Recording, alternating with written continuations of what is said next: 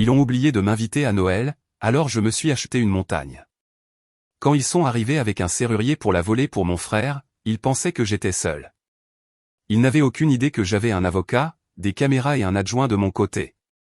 J'ai acheté la maison pour le silence, mais la première photo que j'ai publiée de la terrasse est devenue virale dans la discussion familiale. 10 minutes plus tard, maman a envoyé un texto, « Super, Julien et Brie peuvent emménager d'ici vendredi. » Ils sont arrivés avec des valises, un berceau et un serrurier. Je pensais que je prenais enfin possession de mon propre Noël. Il s'est avéré que j'interrompais un plan sur lequel mon nom avait été contrefait de partout. Je m'appelle Fred Stewart. Dans ma vie de tous les jours, je suis stratège de marque chez Redwood Meridian, une agence à Harborview qui sent le café infusé à froid et l'ambition tranquille. Je construis des récits pour les autres, en trouvant la vérité fondamentale d'un produit et en la transformant en quelque chose de désirable. Je suis doué dans mon travail. Je suis doué pour prendre des réalités complexes et désordonnées et les présenter comme étant nettes, intentionnelles et fortes. J'habite dans un condo qui surplombe l'eau, tout en verre et en béton. Un endroit que j'ai choisi parce qu'il ne ressemble en rien à la maison. La maison, c'était à Maple Bridge, Connecticut. Une maison coloniale de 3 étages avec des volets blancs précis et une pelouse qui semblait avoir été passée à l'aspirateur, pas tondue. C'était le genre de maison que les magazines photographient en automne. Tout en érable doré et en symétrie accueillante. Mais la symétrie n'est qu'une forme de contrôle. Notre famille était une constellation. Ou du moins, c'est ce que je ressentais. Mes parents, Gregory et Céleste Stewart, étaient la gravité. Mon frère aîné, Julien, de 4 ans mon aîné, était le soleil flamboyant. Et j'étais ailleurs, une lune lointaine. Peut-être que la seule qui semblait me voir clairement était ma grand-mère, Nana Ruth. Les murs de cette maison racontaient toute l'histoire. Ce n'étaient pas des murs. C'était un sanctuaire dédié à Julien. Sa première crosse de crosse était montée dans une vitrine en verre comme une sainte relique. Les plaques de ses triomphes au modèle des Nations Unies étaient polies et accrochées en une ligne ascendante parfaite le long de l'escalier principal. Ses lettres universitaires étaient encadrées. Mes réussites vivaient dans une boîte d'archives marron sous l'escalier du sous-sol, à côté des décorations de Noël que nous n'utilisions jamais. Mes rubans de l'équipe de débat, mes certificats du tableau d'honneur, mon premier poème publié dans une revue régionale, tout était classé, bien rangé et hors de vue. Il ne correspondait pas au décor. L'effacement s'est fait progressivement, c'est devenu une habitude, puis une tradition. C'était plus aigu à Noël. Chaque année, il y avait une raison. Oh, fête, nous pensions que tu avais des projets avec tes amis de la ville. C'était une décision de dernière minute d'avoir tout le monde ici, ma chérie. Ça nous est complètement sorti de l'esprit. Tu es tellement indépendante. Nous savons toujours que tu te débrouilles bien toute seule. C'étaient les refrains de mes mois de décembre. C'étaient les manières polies et socialement acceptables de dire « Nous n'avons pas pensé à toi ». Je peux remonter le fil. Trouver le point d'origine. J'avais 10 ans. C'était un samedi matin, lumineux et froid.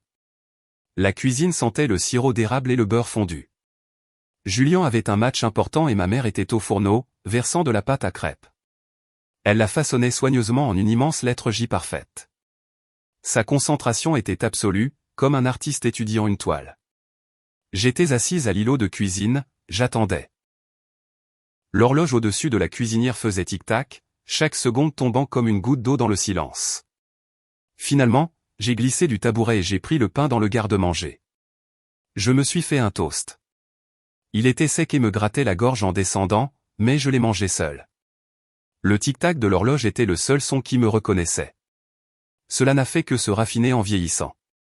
Adolescente, j'ai gagné un prix d'écriture régionale. C'était la première fois que je ressentais une étincelle de fierté réelle et indéniable. Je suis rentré à la maison avec le certificat et le petit chèque impeccable de $100. Ma mère était dans la cuisine, bien sûr, en train de trier le courrier. « C'est bien, ma chérie, dit-elle, jetant à peine un coup d'œil au certificat. Ses yeux étaient fixés sur une enveloppe d'une université. « Écoute, pendant que tu es là, pourrais-tu relire la dissertation de Julien pour l'université ? Il a du mal avec la conclusion, et tu es si doué avec les mots. » Mon prix n'était pas une victoire. C'était un élément de CV pour mon vrai travail, l'éditrice non rémunérée de Julien. Mais le premier grand effacement des fêtes, celui qui a brisé quelque chose pour de bon, s'est produit lors de ma première année d'université. J'avais prévu de rentrer à la maison, j'avais réservé mon billet de train une semaine à l'avance. Mon père a appelé. Changement de programme, fête. Nous prenons tous l'avion pour Palm Beach pour voir ta tante. Les vols sont tout simplement trop chers pour en ajouter un autre si tard. Tu comprends? On se verra au Nouvel An. J'ai compris. J'ai annulé mon billet. J'ai passé ce Noël dans une chambre de dortoir déserte à manger des ramen et à regarder de vieux films. En janvier, je suis allé rendre visite à Nana Ruth et elle était là, collée sur son réfrigérateur avec un aimant de dessin animé vif, la carte de Noël de la famille Stehar. Mes parents et Julian, rayonnants, debout devant la cheminée de notre salon. Ils portaient des pulls rouges assortis. La photo était datée du 24 décembre. Ils n'étaient pas allés à Palm Beach du tout. Ils n'avaient tout simplement pas voulu de moi là-bas. En voyant ça, je n'ai pas pleuré. Il faisait trop froid pour ça. C'était le bruit d'une porte qui se fermait. Silencieusement, mais définitivement. On apprend à faire face. On doit le faire. Mon mécanisme d'adaptation était l'hypercompétence. J'ai construit une vie où je n'avais pas besoin d'être invité. J'ai arrêté de demander. J'ai arrêté de faire des allusions. J'ai arrêté de laisser de la place dans mon emploi du temps au cas où. J'ai commencé à planifier mes propres mois de décembre avec la précision d'une campagne militaire. J'ai réservé des voyages en solo dans des endroits où la neige était garantie et où la famille était un concept abstrait. Je me suis acheté la bouteille de vin cher. J'ai appris à cuisiner un rôti parfait pour une personne. J'ai fait en sorte que mon exclusion ressemble à mon choix. C'est une chose étrange que de devoir rééduquer ses propres sens. L'odeur des oranges piquées de clous de girofle. Ce parfum classique de pomme d'ambre ne signifie pas les vacances pour moi. Cela signifie les vacances de quelqu'un d'autre. Ça sent comme une fête que je peux entendre à travers une porte fermée. Alors, je me suis entraîné à aimer la menthe poivrée. Je buvais du thé à la menthe poivrée à profusion. J'achetais de l'écorce de menthe poivrée et la mangeais directement dans la boîte. J'avais de la lotion à la menthe poivrée sur mon bureau au travail. C'était vif, propre et simple. C'était le parfum de mon silence, de ma paix durement acquise et solitaire. C'était l'odeur d'un décembre qui n'appartenait qu'à moi. Mon travail chez Redwood Meridian repose sur l'élan. J'orchestre l'ascension. Depuis 6 mois, cette ascension avait un nom, Tidlin Outdoor. C'était une entreprise coincée dans le passé. Tout en gilet kaki et nœuds compliqués, essayant de vendre du matériel à une génération qui voulait juste se sentir mieux l'espace d'un après-midi. Mon équipe et moi étions chargés de leur rebranding. Ma stratégie s'appelait « Trouvez votre signal ». Il ne s'agissait pas de conquérir des montagnes. Il s'agissait de trouver un moment de clarté dans le bruit. Nous avons lancé la campagne numérique en fin d'été. Aujourd'hui, c'était le bilan. Je me tenais à la tête de la salle de conférence vitrée, le brouillard du port pressant contre les fenêtres. Les clients étaient sur l'écran principal, leurs visages pixelisés mais assez clairs. Je suis passé à la dernière diapositive. En conclusion, dis-je, ma voix nette dans la pièce silencieuse. Les métriques de la campagne n'ont pas seulement atteint, mais ont pulvérisé nos objectifs. Nous avons dépassé l'engagement projeté sur 12 mois en 90 jours. La nouvelle démographie des 18 à 25 ans est en hausse de plus de 400%. J'ai laissé les chiffres flotter dans l'air. Je ne célèbre pas en réunion. Je présente des faits. Les faits étaient que nous avions gagné. Mon évaluation de performance avait lieu ce vendredi-là. Mon patron, Arthur, m'a fait signe de fermer la porte. Faites, dit-il, je ne vais pas te faire perdre ton temps avec des platitudes d'entreprise. Les clients de Tidlin sont extatiques. Le conseil d'administration est extatique. Il a fait glisser une enveloppe épaisse de couleur crème sur le bureau. Ton augmentation standard est dans le système pour janvier. Ceci, c'est un bonus, effectif immédiatement. Je l'ai ouverte. À l'intérieur se trouvait un chèque à mon nom. Faites Stewart. Le montant imprimé en encre noire et nette était de 85 000 $. Je l'ai regardé jusqu'à ce que les chiffres se brouillent. Ce n'était pas un chiffre. C'était une porte qui s'ouvrait. Je l'ai fixé, m'attendant à moitié à ce que l'encre clignote, disparaisse. C'était réel. Merci, Arthur, dis-je. Ma voix était stable. Tu l'as mérité, a-t-il répondu. Va profiter de ton week-end. Je suis sorti du bureau, le chèque en sécurité dans mon sac. Ma main n'arrêtait pas de toucher le cuir, se rassurant qu'il était toujours là. J'ai eu le réflexe conditionné automatique d'appeler mes parents. Je l'ai écrasé. Qu'est-ce que je dirais même? Je n'avais pas besoin de deviner.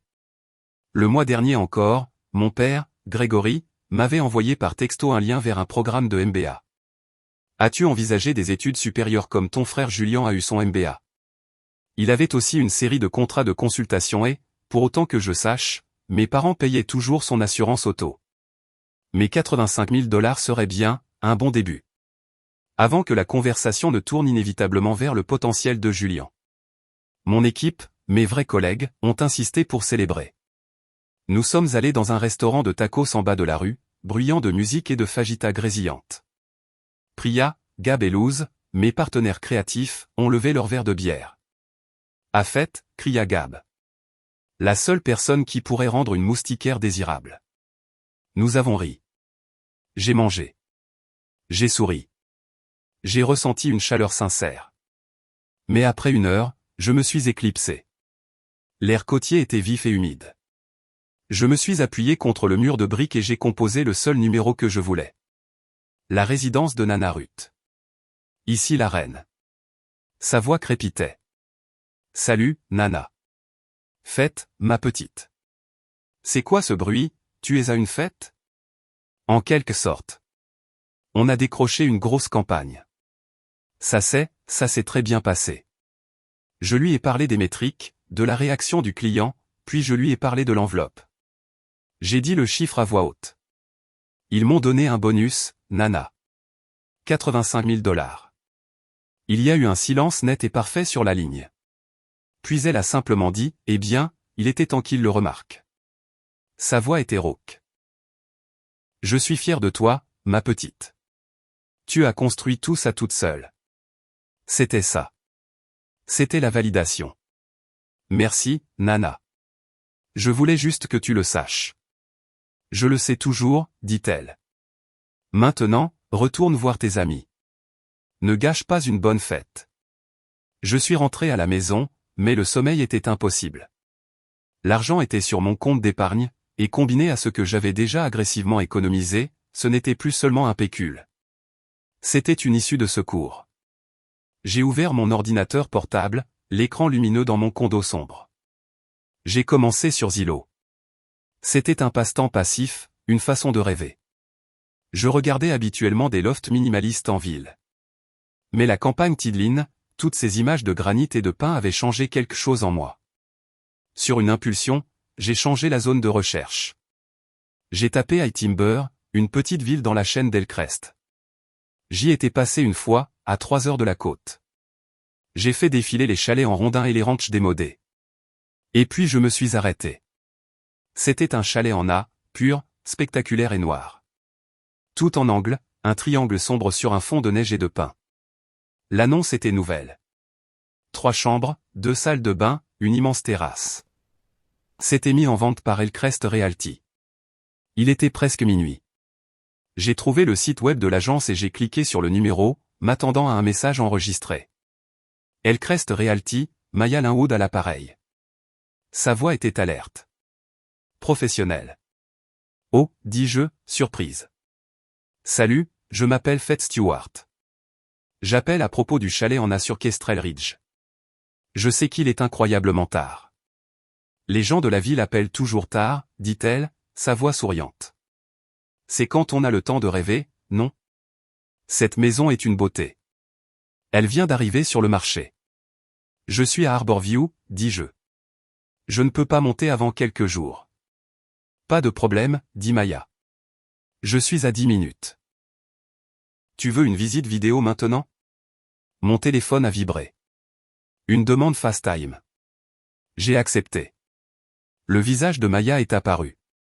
Encadré par une capuche de parka. D'accord, faites, achetons une maison. Elle a tourné la caméra. Nous y voilà. Les clés sont dedans. La porte s'est ouverte. Elle a allumé les lumières et j'ai eu le souffle coupé. Tout le mur faisant face à la vallée était en verre. Le plafond s'élevait jusqu'à une seule pointe acérée, traversée par de lourdes poutres brutes de sciage, la lumière du pain, chaude et dorée, se déversait sur les planchers de bois, se reflétant sur les simples luminaires du plafond. C'est le salon principal, dit Maya, sa voix résonnant légèrement. La cheminée est en pierre, du sol au plafond. Elle m'a fait visiter la cuisine-galerie, la chambre du bas. Elle a monté un escalier en colimaçon jusqu'à une mezzanine qui donnait sur toute la pièce. Chambre d'amis ici aussi, dit-elle. Qu'y a-t-il par les fenêtres? Demandai-je. Les grandes. La vallée, dit-elle. Attends. Elle est redescendue et j'ai entendu le glissement d'une lourde porte vitrée. Une rafale de vent a rempli mon haut-parleur. Ça, dit-elle en sortant. C'est la terrasse. La caméra a balayé. Il faisait sombre, mais je pouvais voir le vaste espace vide. Quelques lumières scintillaient à des milliers de pieds en dessous. La terrasse était énorme, suspendue au-dessus du vide. Elle surplombait une vallée d'un bleu froid. C'était isolé. C'était magnifique. C'est beaucoup, dis-je, ma voix faible. Maya a retourné la caméra vers son visage. Ça l'est. Ce n'est pas une maison pour tout le monde, mais les fondations sont bonnes. Elle est solide. Nous avons raccroché. Je suis resté assise dans le silence de mon condo au mur gris. J'ai fermé les yeux. Je me suis posé la question que j'avais évitée toute ma vie d'adulte. Puis-je m'imaginer me réveiller ici seul et me sentir en sécurité? J'ai imaginé la maison de mon enfance à Maple Bridge, toujours pleine de monde, toujours bourdonnante des besoins de Julian. Un endroit où je me sentais constamment, tranquillement, en insécurité, attendant le prochain effacement.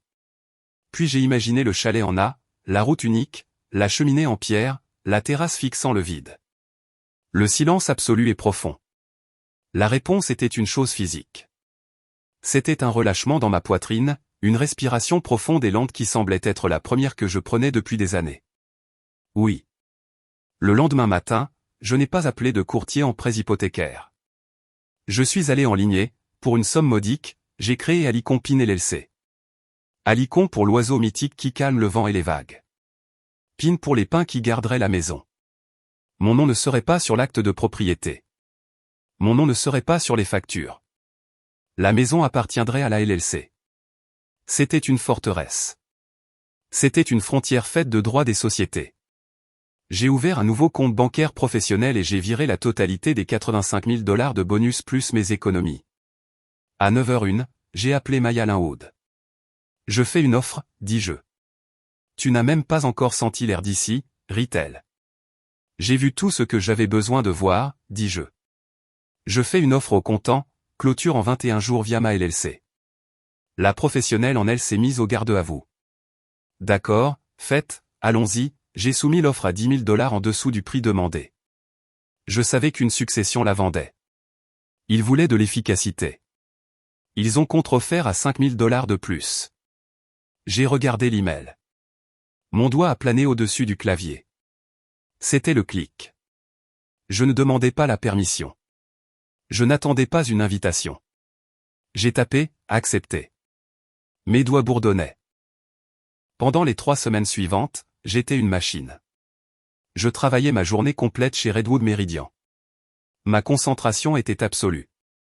Le soir, je signais des documents numériques, examinais les rapports d'inspection et organisais les virements. Je n'ai rien dit à personne, sauf en attendant la recherche de titres. J'ai ouvert l'application Notes sur mon téléphone. J'ai créé un nouveau fichier. J'ai tapé 4 lignes. Un nouveau credo pour une nouvelle vie. Clé mienne. Adresse privée. Courrier boîte postale. Accès sur invitation seulement. Le jour de la clôture était un vendredi de fin novembre. J'ai signé le dernier document dans un bureau de titre stérile à Harborview. Et les clés, 3 nouvelles clés en laiton aux dents acérées, ont été placées dans ma main. Elles semblaient incroyablement lourdes. J'ai conduit ma berline, pas un camion de déménagement. Le coffre était rempli d'une boîte à outils empruntée, de 2 oreillers en duvet, d'un nouveau sac de couchage et d'un sac de sport plein de vêtements. Sur le siège passager, j'avais un grand thermos de café noir et mon téléphone. La playlist que j'avais faite pour les 3 heures de route s'appelait « Décembre différent ». Elle était entièrement instrumentale, pleine de violoncelle et de piano calme. C'était le son d'un but. Le soleil se couchait quand je suis arrivé sur le chemin de gravier. Le chalet en a été une ombre noire et nette contre un ciel violet meurtri. Je suis sorti de la voiture et le froid m'a frappé. C'était un froid propre et de haute altitude qui sentait le pin et la neige. J'ai utilisé une des nouvelles clés. Le déclic du pêne dormant qui se rétractait a résonné. Je me suis tenu dans l'entrée. La maison était vide, caverneuse, et sentait l'air vicié et le cèdre. Mes pas résonnaient sur les planchers de bois franc. Ma première nuit, je n'ai même pas essayé d'installer un lit. J'ai gonflé un matelas pneumatique et j'ai jeté le sac de couchage dessus. En plein milieu du grand salon, face au mur de verre et à la cheminée en pierre. Il faisait si froid. Je pouvais voir mon souffle se condenser dans le clair de lune. J'ai trouvé la vanne de gaz pour la cheminée, et après quelques essais, une ligne de flamme bleue a pris vie. Elle a commencé à chauffer la pierre, mais le verre aspirait la chaleur.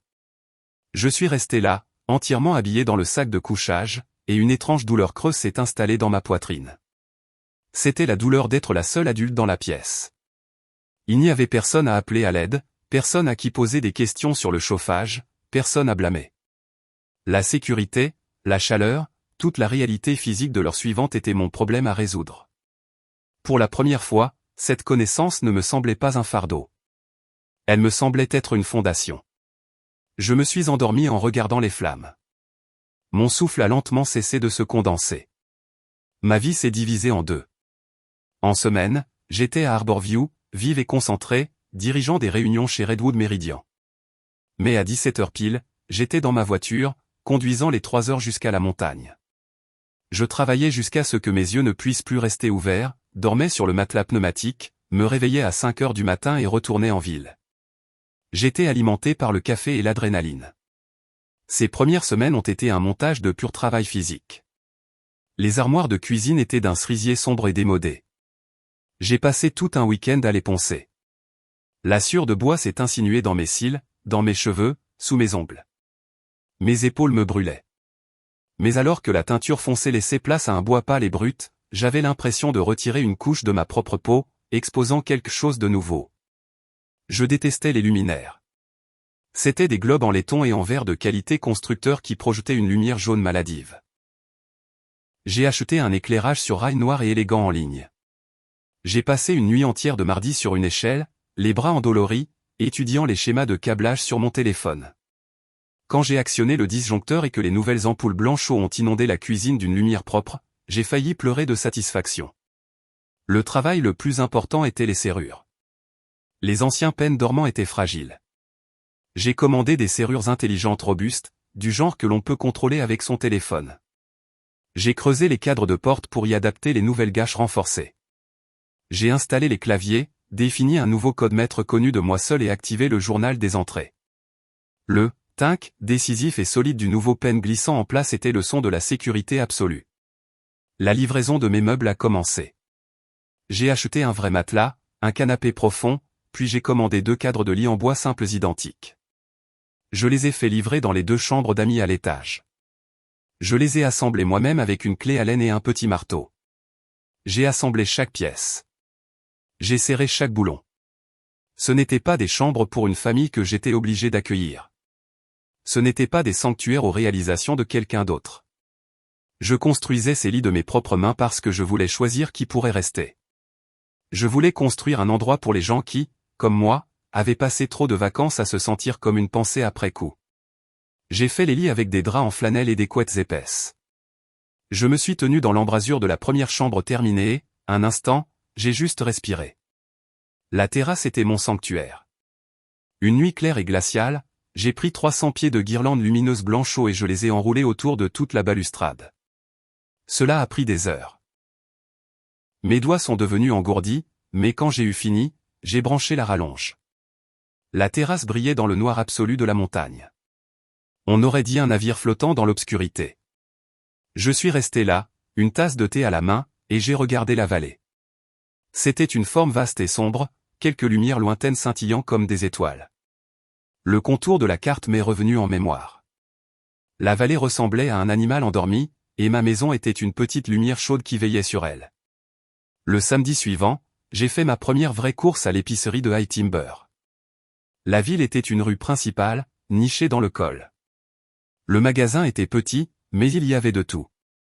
Au moment de payer, la caissière, une femme d'une cinquantaine d'années aux yeux bienveillants, a désigné ma pile de café, d'œufs et de produits de nettoyage. « Vous emménagez quelque part ?» a-t-elle demandé. « Oui, dis-je. Je viens de signer pour le chalet en A sur Kestrel Ridge. » Ses yeux se sont illuminés de reconnaissance. « Oh, le chalet en A en cèdre. C'est vous qui l'avez eu. Cet endroit a de bonnes bases. » On se demandait tous qui allait enfin lui donner un peu d'amour. « J'essaie, dis-je en souriant. »« Eh bien, bienvenue à High Timber, » dit-elle en emballant mes courses. « Nous sommes heureux de vous avoir. » C'était un simple échange. Il a duré peut-être 30 secondes, mais c'était la première fois que l'on me souhaitait la bienvenue quelque part. Je n'étais pas une extension de Julien ou une visiteuse temporaire. J'étais la nouvelle propriétaire. J'avais de bonnes bases. La maison était prête pour un test. Je devais savoir si elle pouvait contenir de la joie ou si ce n'était qu'une forteresse. J'ai invité Priya, Gab et Luz pour un week-end d'essai. C'étaient mes amis du travail, ceux qui étaient devenus de vrais amis, ceux qui avaient célébré mon bonus avec des tacos et sans aucune jalousie. Ils sont arrivés un vendredi soir, tapant la neige de leurs bottes, les bras chargés de jeux de société et d'un sac d'épicerie. Nous avons apporté les ingrédients pour le chili de ma grand-mère, a annoncé Priya. Gab est notre coupeur de légumes désigné. Luz s'occupe du pain de maïs. Ma cuisine propre, repeinte et bien éclairée, c'est rempli de bruit, du son des légumes coupés, des oignons grésillants, de 3 personnes se disputant joyeusement pour savoir à quel jeu de société jouer en premier. Nous avons mangé le chili assis par terre autour de la table basse parce que ma table de salle à manger n'était pas encore arrivée, puis nous avons joué. Des rires, de vrais rires, bruyants et sans retenue, ont ricoché sur le haut plafond à poutres apparentes. C'était une preuve douce et chaleureuse. Cette maison pouvait le supporter. Ce n'était pas seulement mon endroit calme. Ça pouvait être notre endroit calme. Le lendemain matin, je me suis assise sur la terrasse avec mon café, en regardant le lever du soleil. Priya est sortie, enveloppée dans une couverture, et s'est simplement assise à côté de moi. Nous n'avons pas parlé pendant 10 minutes. « Faites, dit-elle enfin. Cet endroit est magique. » Avant leur départ, j'ai fait faire à Nana Ruth sa visite officielle. J'ai parcouru la maison avec mon téléphone en FaceTime, lui montrant tout. « Voici la nouvelle cuisine, » dis-je, en balayant les comptoirs. J'ai peint les armoires, et regarde ce carrelage de crédences que les anciens propriétaires ont laissé. Je l'aime bien, en fait. Mon Dieu, ma petite, crépita-t-elle. On dirait des bonbons en ruban, du genre à l'ancienne, mais tu as raison. C'est joyeux. Je lui ai montré la cheminée, la mezzanine et enfin la terrasse. J'ai tourné la caméra vers la vue. Elle a sifflé. « Eh bien, dit-elle. Tu l'as fait. Tu l'as vraiment fait. Tu as construit ta propre montagne. » Sa voix était épaisse. « Je suis fier de toi. Faites. »« Merci, Nana, dis-je, la gorge serrée. C'est un début. » Ce soir-là, après le départ de mes amis et le retour au calme de la maison, j'ai ressenti une nouvelle sorte de paix. Le silence n'était pas vide. Il était plein. Chargé du souvenir des rires, je me suis blotti sur le canapé près du feu. J'ai ouvert mon Instagram privé, celui que je gardais juste pour moi et une poignée d'amis. J'ai fait défiler, en réfléchissant. Puis j'ai posté 3 photos. La première était la terrasse, prise ce matin-là. Le brouillard s'était installé dans la vallée en contrebas, la faisant ressembler à un océan de nuages, le soleil perçant juste la crête lointaine. La deuxième était un gros plan de ma tasse préférée, pleine de café, posée sur le bras du canapé, la pierre du foyer floue à l'arrière-plan. La troisième n'était qu'un coin de la cheminée, les flammes vives et chaudes. J'ai longtemps réfléchi à la légende. Finalement, j'ai tapé 5 mots simples, je me suis acheté un endroit calme, j'ai appuyé sur « Publier », puis j'ai éteint mon téléphone et je me suis endormi. J'ai rallumé mon téléphone le lendemain matin. La maison était merveilleusement calme, l'odeur du café frais se mêlant à l'air froid des pins. J'avais dormi 9 heures d'un sommeil profond et sans rêve. Je me sentais, pour la première fois de ma vie d'adulte, complètement installé. Puis j'ai regardé l'écran. Il brillait. Une cascade de notifications, toutes empilées les unes sur les autres, toutes provenant d'une seule source. Le groupe de discussion, mis à jour de la famille Stehar. C'était un cimetière numérique. C'était un endroit où mon père publiait occasionnellement des articles sur les rendements obligataires où une tante que je connaissais à peine partageait des photos floues d'un rosier. Il était presque toujours en sommeil. Aujourd'hui, il était en feu. Mon téléphone vibrait sur la table en bois avec la force d'un nid de frelons en colère. Je l'ai ouvert. Le silence de la pièce semblait fragile. Quelqu'un, probablement ma mère, avait fait une capture d'écran de ma publication Instagram privée et l'avait collée directement dans le chat. La photo de ma terrasse. Sereine à l'aube. La légende. Je me suis acheté un endroit calme. Le premier texto venait d'une tante. À qui est cette maison? Elle est magnifique. Un autre cousin. Où es-tu allé, Fête? Les montagnes. Et puis la charge utile. Celle qui a changé le temps dans la pièce. C'était de ma mère, Céleste. Son ton était vif, joyeux et absolument terrifiant. Excellente nouvelle, tout le monde. Fête a acheté un merveilleux refuge à la montagne. C'est le moment idéal. Comme vous le savez, Julien et Belle ont besoin de beaucoup plus d'espace avec le bébé en route et leur bail se termine. Nous apporterons leurs affaires de chambre d'enfant ce vendredi. Tellement béni. J'ai lu les mots, puis je les ai relus. Nous apporterons leurs affaires ce vendredi. J'ai failli rire. C'était si absurde. Ce n'était pas une question. Ce n'était pas, Fête, félicitations. Quelle belle maison. Pourrais-tu envisager? C'était une proclamation, une affaire conclue. Ma nouvelle maison, celle que j'avais payée avec 6 mois de semaine de travail de 60 heures, celle que j'avais poncée, peinte et sécurisée de mes propres mains endolories, venait d'être déclarée colonie de la couronne pour la République de Julien. Avant même que je puisse traiter la violation, mon père, Grégory, est intervenu. Son texto est arrivé avec la sécheresse d'un avertissement légal. Il est généralement prudent de consulter la famille avant de faire des achats de cette ampleur. Faites, nous devons discuter des implications fiscales et de la responsabilité. Nous, pas toi. Et puis la ponctuation finale parfaite, Julien. Sa réponse était un simple emoji pouce levé triomphant.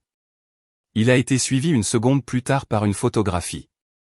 C'était une photo prise à l'intérieur d'un entrepôt Huol.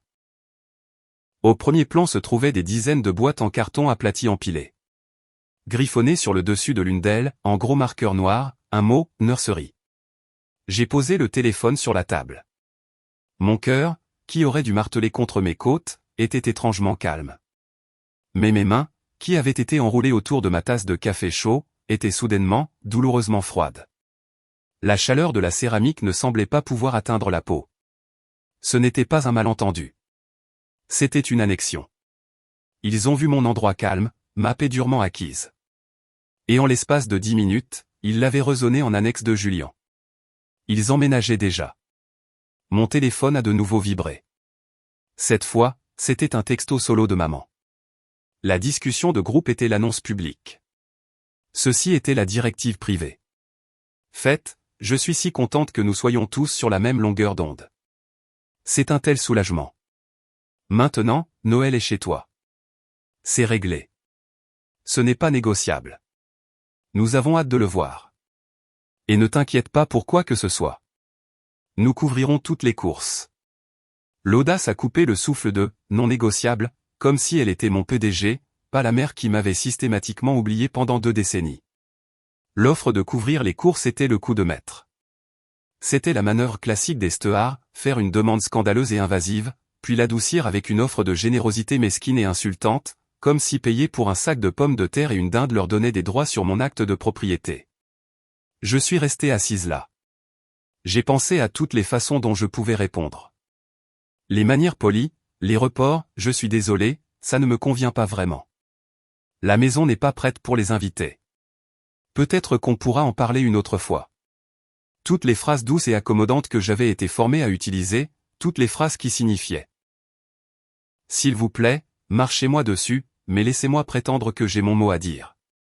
Je les ai supprimés. J'ai tapé 3 mots. Non, j'ai d'autres projets. J'ai appuyé sur envoyer. La petite bulle bleue est restée là, dans l'historique du chat, cru et final. C'étaient les 3 mots les plus lourds que j'ai jamais écrits. Cela a pris moins de 2 minutes. Mon téléphone n'a pas vibré avec un texto. Il a sonné bruyamment. Le nom de mon père, Gregory Stewart, a illuminé l'écran. Je l'ai laissé sonner 2 fois. J'ai pris une lente inspiration, goûtant l'amande poivrée de mon thé du matin. J'ai appuyé sur accepter. Je n'ai pas dit « Salut, papa ». J'ai dit « Allô ». Faites. Sa voix était celle qu'il utilisait pour les réunions du conseil d'administration, celle qui impliquait qu'il était raisonnable et calme, et que tout le monde était hystérique et stupide. Je viens de voir ton texto à ta mère. Elle est très contrariée. J'ai attendu. Le silence est mon terrain maintenant, dans ma maison. Il a continué, l'agacement s'insinuant dans sa voix quand je ne me suis pas immédiatement excusé. Ce n'est pas un jeu. Le bail de ton frère se termine. Tu es allé acheter une maison de 3 chambres. C'est un simple alignement des ressources. Sois utile. Sois utile. Pas, sois gentille. Pas, sois généreuse. Pas, sois une famille. Sois utile. Je n'étais pas sa fille. J'étais une ressource, un poste budgétaire, une chambre d'amis dans le portefeuille en expansion de la famille. J'ai gardé ma voix parfaitement égale, correspondant à son flegme d'entreprise. Je comprends la situation de Julien. Cependant, ma maison n'est pas une solution pour lui. Personne n'emménage. C'est définitif, ai-je ajouté par courtoisie. S'il vous plaît, ne venez pas sans y être invité. Il y a eu un silence froid et vif à l'autre bout du fil. Je ne lui avais jamais parlé comme ça. Je n'avais jamais utilisé le mot « définitif ». Je l'ai entendu souffler, un son court et sec d'offense pure. Il n'était pas en colère. Il était insulté. On verra ça, faites, a-t-il dit. La ligne a cliqué. Il m'avait raccroché au nez. Mes mains n'étaient plus froides. Elles bougeaient. Je suis allé sur le chat de groupe des mises à jour de la famille Stewart. Capture d'écran. Je suis allé sur le message texte solo de ma mère. Capture d'écran. Ma réponse de 3 mots. Capture d'écran. J'ai ouvert mon journal d'appel montrant l'appel entrant de Gregory Stewart et sa durée. Capture d'écran. J'ai ouvert le dossier sécurisé sur mon cloud, celui que j'utilisais pour les contrats de travail. J'ai créé un nouveau sous-dossier crypté. Je l'ai nommé « Limite de la terrasse ». J'ai téléchargé chaque image. Ce n'était pas un désaccord familial. C'était une prise de contrôle hostile. Et je construisais mon dossier. Mon téléphone a de nouveau sonné. J'ai sursauté, supposant que c'était ma mère, prête pour l'assaut émotionnel. Mais c'était Nana Ruth. J'ai laissé échapper le souffle que je retenais et j'ai répondu. Ma voix soudainement douce. « Salut, Nana. Je viens de raccrocher avec ta mère, dit-elle. Sans préambule. Nana Ruth n'utilisait jamais de préambule. Elle considérait que c'était une perte de temps. Elle est en larmes, elle pleure. Elle dit que tu as acheté un manoir dans les montagnes et que tu l'as enfermé dehors. Elle dit que tu ne les laisses même pas venir pour Noël. J'ai posté une photo hier soir, Nana, dis-je, ma voix plate. J'ai acheté un petit chalet en A. En moins d'1 heure, ils avaient décidé, sans me le demander, d'y faire emménager Julien et Belle vendredi. Nana Ruth a fait un bruit. C'était un grognement court et sec de dérision. Bien sûr qu'ils l'ont fait. Un vide déteste être vide, et ta famille déteste te voir avoir une seule chose qui ne soit pas, d'une manière ou d'une autre, pour eux. Ne te laisse pas intimider, ma petite. Je n'ai pas l'intention de le faire, dis-je, en regardant le dossier et limite de la terrasse sur mon écran d'ordinateur portable. Bien. Tu ne leur dois rien. Tu ne leur dois pas de vacances. Tu ne leur dois pas de chambre d'amis. Et tu ne leur dois certainement pas d'explications sur ta propre vie. Elle a fait une pause. Et j'ai entendu le tintement de la glace dans un verre. Mais je les connais. Ils vont quand même venir en voiture. Tes parents. Ils pensent que non n'est qu'une suggestion. Ils pensent que c'est l'offre d'ouverture dans une négociation qu'ils gagnent toujours. Alors, laisse-moi être très clair avec toi, faites. Si ces voitures arrivent dans ton allée, tu n'ouvres pas cette porte. Tu la verrouilles. Tu vérifies qu'elle est verrouillée et tu appelles le shérif local. Tu leur dis que tu as des intrus non invités sur ta propriété. Tu me comprends? Les mots « shérif » et « intrus » flottaient dans l'air froid des pins de mon salon. C'était une escalade choquante, brutale, et en même temps, c'était la validation la plus profonde que j'ai jamais reçue. Elle le voyait. Elle les voyait exactement pour ce qu'ils étaient. Je comprends, Nana. Bien, dit-elle à nouveau. Profite de cette maison. Tu l'as méritée. Maintenant, envoie-moi une photo de cette crédence en bonbons. Je veux la voir par moi-même. Nous avons raccroché. J'ai regardé par la paroi de vers la vallée, vaste et silencieuse. La crainte était toujours là. Un œuf froid dans mon estomac, mais ce n'était pas de la panique. C'était la concentration froide et lucide d'un stratège le premier jour d'une campagne très longue et très nécessaire. Ils avaient fait leur mouvement. Maintenant, c'était à mon tour. Les paroles de Nana Ruth étaient un lest. Appelle le shérif. Mais j'étais une stratège. Je savais qu'on n'appelait pas simplement le shérif. On ne faisait pas un appel paniqué et hystérique qui pourrait être rejeté comme une dispute de famille. On préparait d'abord le terrain. On présentait un ensemble de faits si froids et durs qu'ils ne pouvaient pas être contestés, seulement reconnus. La voix de mon père résonnait dans ma tête, sois utile. Il était sur le point de découvrir à quel point je pouvais être utile, mais pas de la manière qu'il avait prévue. La terreur de leur texto était une chose physique, une pression froide dans ma poitrine. Mais mon esprit était déjà en mouvement. J'ai ouvert mon ordinateur portable. Le dossier, limite de la terrasse, était minimisé sur l'écran. Je n'ai pas cherché, conseiller familial, ou, médiateur. J'ai cherché, litige immobilier iTimber. Le premier résultat était un cabinet, ou Winters Légal. Le site web était minimaliste, tout en gris et noir avec des photos nettes en haute résolution de granit et de glace. Le slogan était « Clarté, stratégie, résolution ». Le nom de l'avocate principale était Sable Winters. J'ai appelé son bureau à 9h du matin le lendemain. J'étais encore dans les montagnes. L'idée de retourner à Harborview et de laisser ma maison sans défense était impossible. La réceptionniste m'a mise en attente moins de 10 secondes. Sable Winters. Sa voix était comme son site web, claire, froide et sans inflexion. Madame Winters. Je m'appelle Fed Stewart. Je suis la nouvelle propriétaire de la propriété à Kestrel Ridge sous la LLC Alicompine. J'ai besoin d'une consultation d'une heure concernant les droits d'intrusion et d'occupation. Je suis disponible aujourd'hui. Il y a eu un léger tapotement de clavier.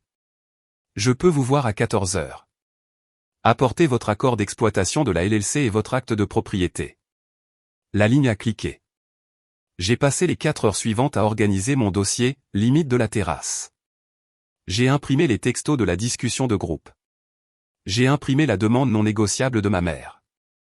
J'ai imprimé la photo que Julien avait envoyée des boîtes marquées « Nursery ». Je les ai mis dans un dossier noir impeccable. Le bureau de Sable Winters se trouvait dans la rue principale de iTimber, au-dessus du magasin d'équipement haut de gamme. Le bureau lui-même était silencieux. Les murs étaient d'un gris anthracite profond. Il n'y avait pas de photos de famille, pas de diplôme, juste 2 grandes peintures abstraites d'une forêt en hiver. C'était une femme d'une 40aine d'années, vive et précise dans une robe en laine foncée. Elle ne m'a pas serré la main. Elle a désigné la chaise. Madame Stewart, vous avez un problème de propriété. J'ai un problème familial qui tente de devenir un problème de propriété, dis-je. J'ai placé le dossier noir sur son bureau poli. Ma famille croit qu'elle emménage dans ma nouvelle maison vendredi. Je ne veux pas de là-bas. Je lui ai tout exposé. L'histoire de l'effacement racontée en 5 minutes concises. L'achat de la maison, la publication Instagram, puis le déluge de textos. Elle a lu chaque capture d'écran. Son expression n'a pas changé. Elle n'a pas grimacé, ni soupiré, ni offert de sympathie. C'était une scientifique examinant des données. Quand elle a fini, elle a levé les yeux vers moi, son regard analytique. Ce n'est pas, dit-elle, une histoire rare ici. L'argent, le sentiment de tout mériter et les résidences secondaires. C'est un mélange combustible. Elle a tapoté la capture d'écran de ma mère. Ceci est présomptueux. Elle a tapoté la photo de Julien. Ceci est de la complicité. Et ceci, elle a tapoté le texto de mon père, est une tentative de coercition économique. J'ai ressenti une vague de soulagement soudaine et vertigineuse. C'était le soulagement d'être vu. Elle ne m'avait pas qualifié de dramatique. Elle n'avait pas dit, mais c'est ta famille.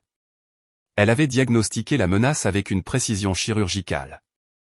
Vous avez deux choses en votre faveur, Madame Stewart, continua-t-elle.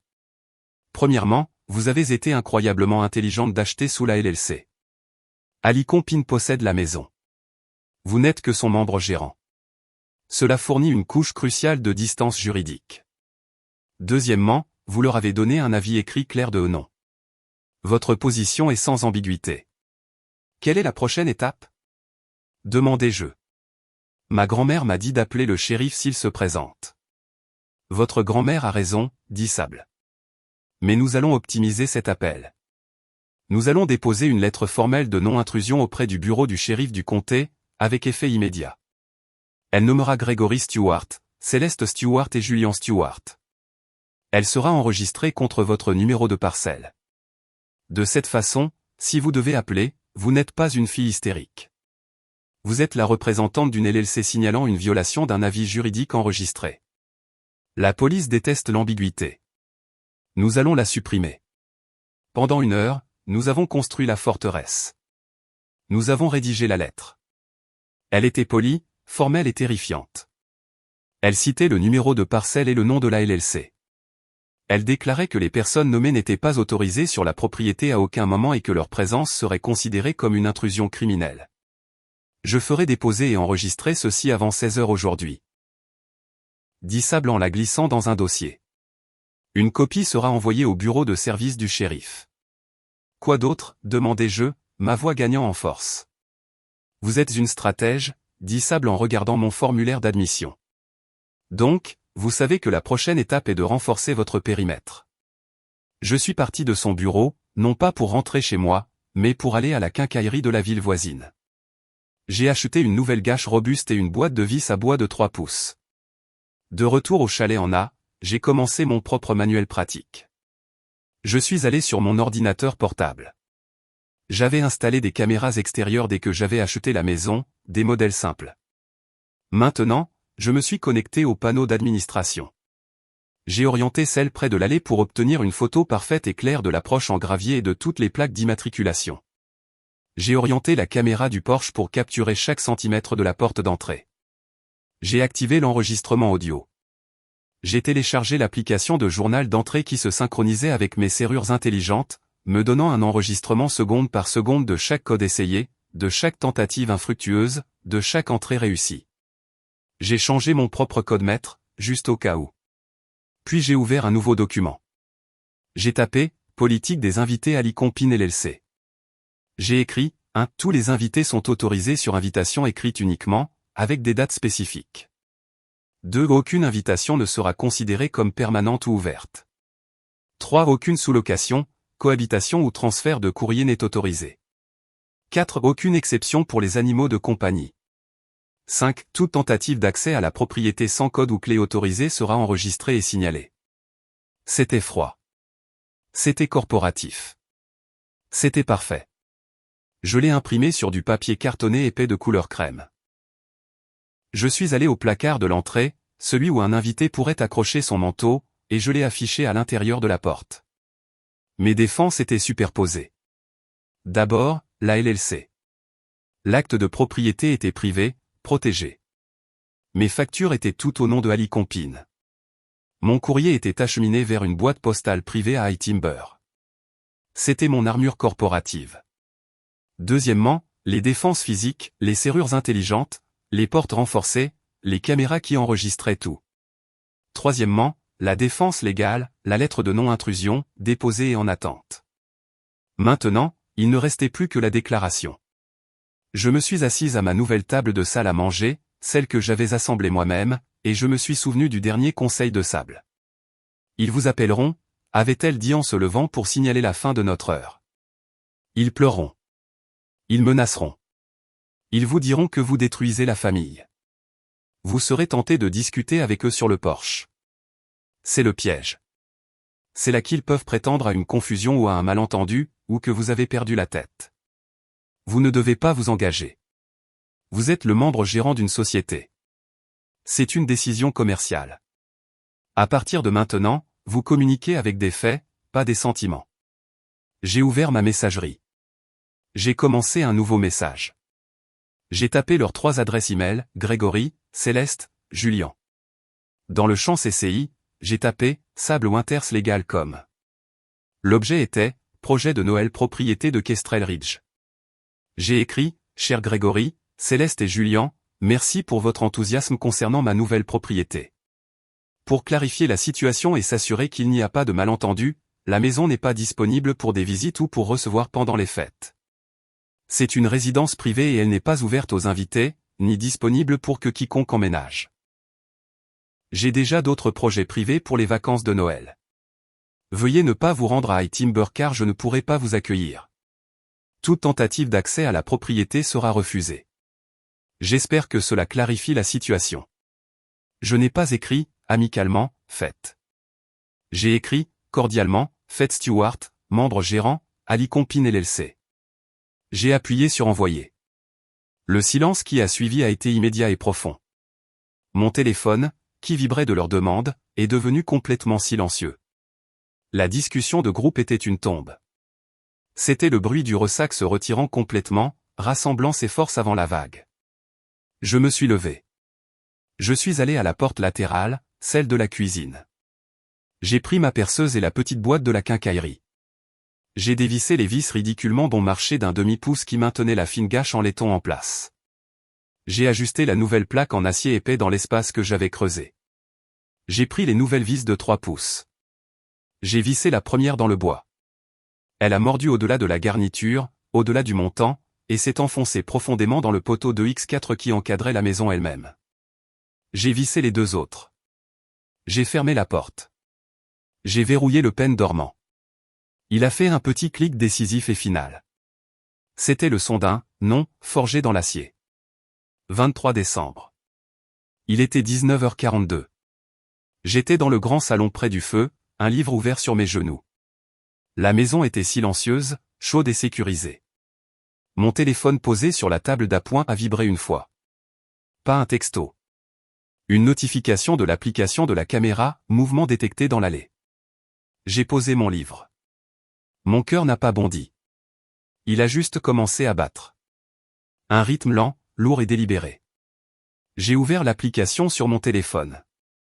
L'image était granuleuse. En noir et blanc à cause de l'infrarouge, mais parfaitement claire. 2 phares fendant l'obscurité, rampant sur mon allée de gravier. Il n'allait pas vite. Il se déplaçait avec un but. Un grand SUV sombre. Il s'est arrêté à 20 pieds de la maison. Les portes se sont ouvertes. Ma mère, Céleste, est sortie du côté passager, serrant son manteau. Mon père, Grégory, est sorti du siège conducteur. Il se tenait raide, inspectant la maison comme si c'était un siège social hostile. De l'arrière, Julien s'est déplié, attrapant déjà des bagages. Et puis, Belle, sa femme très enceinte, se déplaçant avec la lente prudence douloureuse de son 3e trimestre. Ils avaient des valises, 4 d'entre elles. Julien les a posées sur le gravier. Puis il a replongé dans le SUV et en a sorti un berceau pliable. Il l'a ouvert d'un coup de poignet. Et puis une 5e personne est sortie, un homme en veste de travail que je ne reconnaissais pas. Il portait une longue boîte à outils en métal. Il avait l'air d'avoir froid et d'être embarrassé. Ils ont commencé à marcher vers mon Porsche. Mon téléphone a de nouveau sonné. Mouvement détecté sur le Porsche. Je les ai regardés, les 4, et le serrurier. Ma famille était arrivée avec des valises, un berceau et, incroyablement, un homme qu'ils avaient engagé pour s'introduire chez moi. La comédie noire de la situation était si sombre qu'elle en était presque brillante. Ils n'avaient pas seulement ignoré mon « non ». Ils avaient planifié, budgétisé et exécuté une stratégie pour le surmonter. La sonnette a retenti. Le son numérique aigu a résonné dans la pièce chaude et silencieuse. Je ne me suis pas levé. Je ne suis pas allé à la porte. J'ai appuyé sur l'icône « Parler » de l'application. Ma voix, amplifiée par le petit haut-parleur sur le Porsche, a fendu l'air glacial de la nuit. Elle semblait métallique et inhumaine. C'est une propriété privée. Ce n'est pas autorisé. Veuillez partir. Ma mère Céleste a sursauté. Elle a regardé autour d'elle, confuse, avant de réaliser que la voix venait de la sonnette elle-même. Elle s'est précipitée vers la caméra, son visage se profilant, déformé par l'objectif grand angle. Sa voix était une fontaine d'inquiétude sucrée. Faites, ma chérie, ouvre. Il fait un froid de canard ici. Ne sois pas idiote. Nous avons conduit pendant des heures. Nous avons apporté un jambon fumé. Un jambon, comme si c'était un mot de passe. Comme si c'était le prix d'entrée. J'ai regardé, silencieuse. Le serrurier a regardé mon père, qui a fait un geste impatient vers la porte. C'est la serrure intelligente. La noire, a dit Grégory. Le serrurier a soupiré, s'est agenouillé et a commencé à déballer ses outils.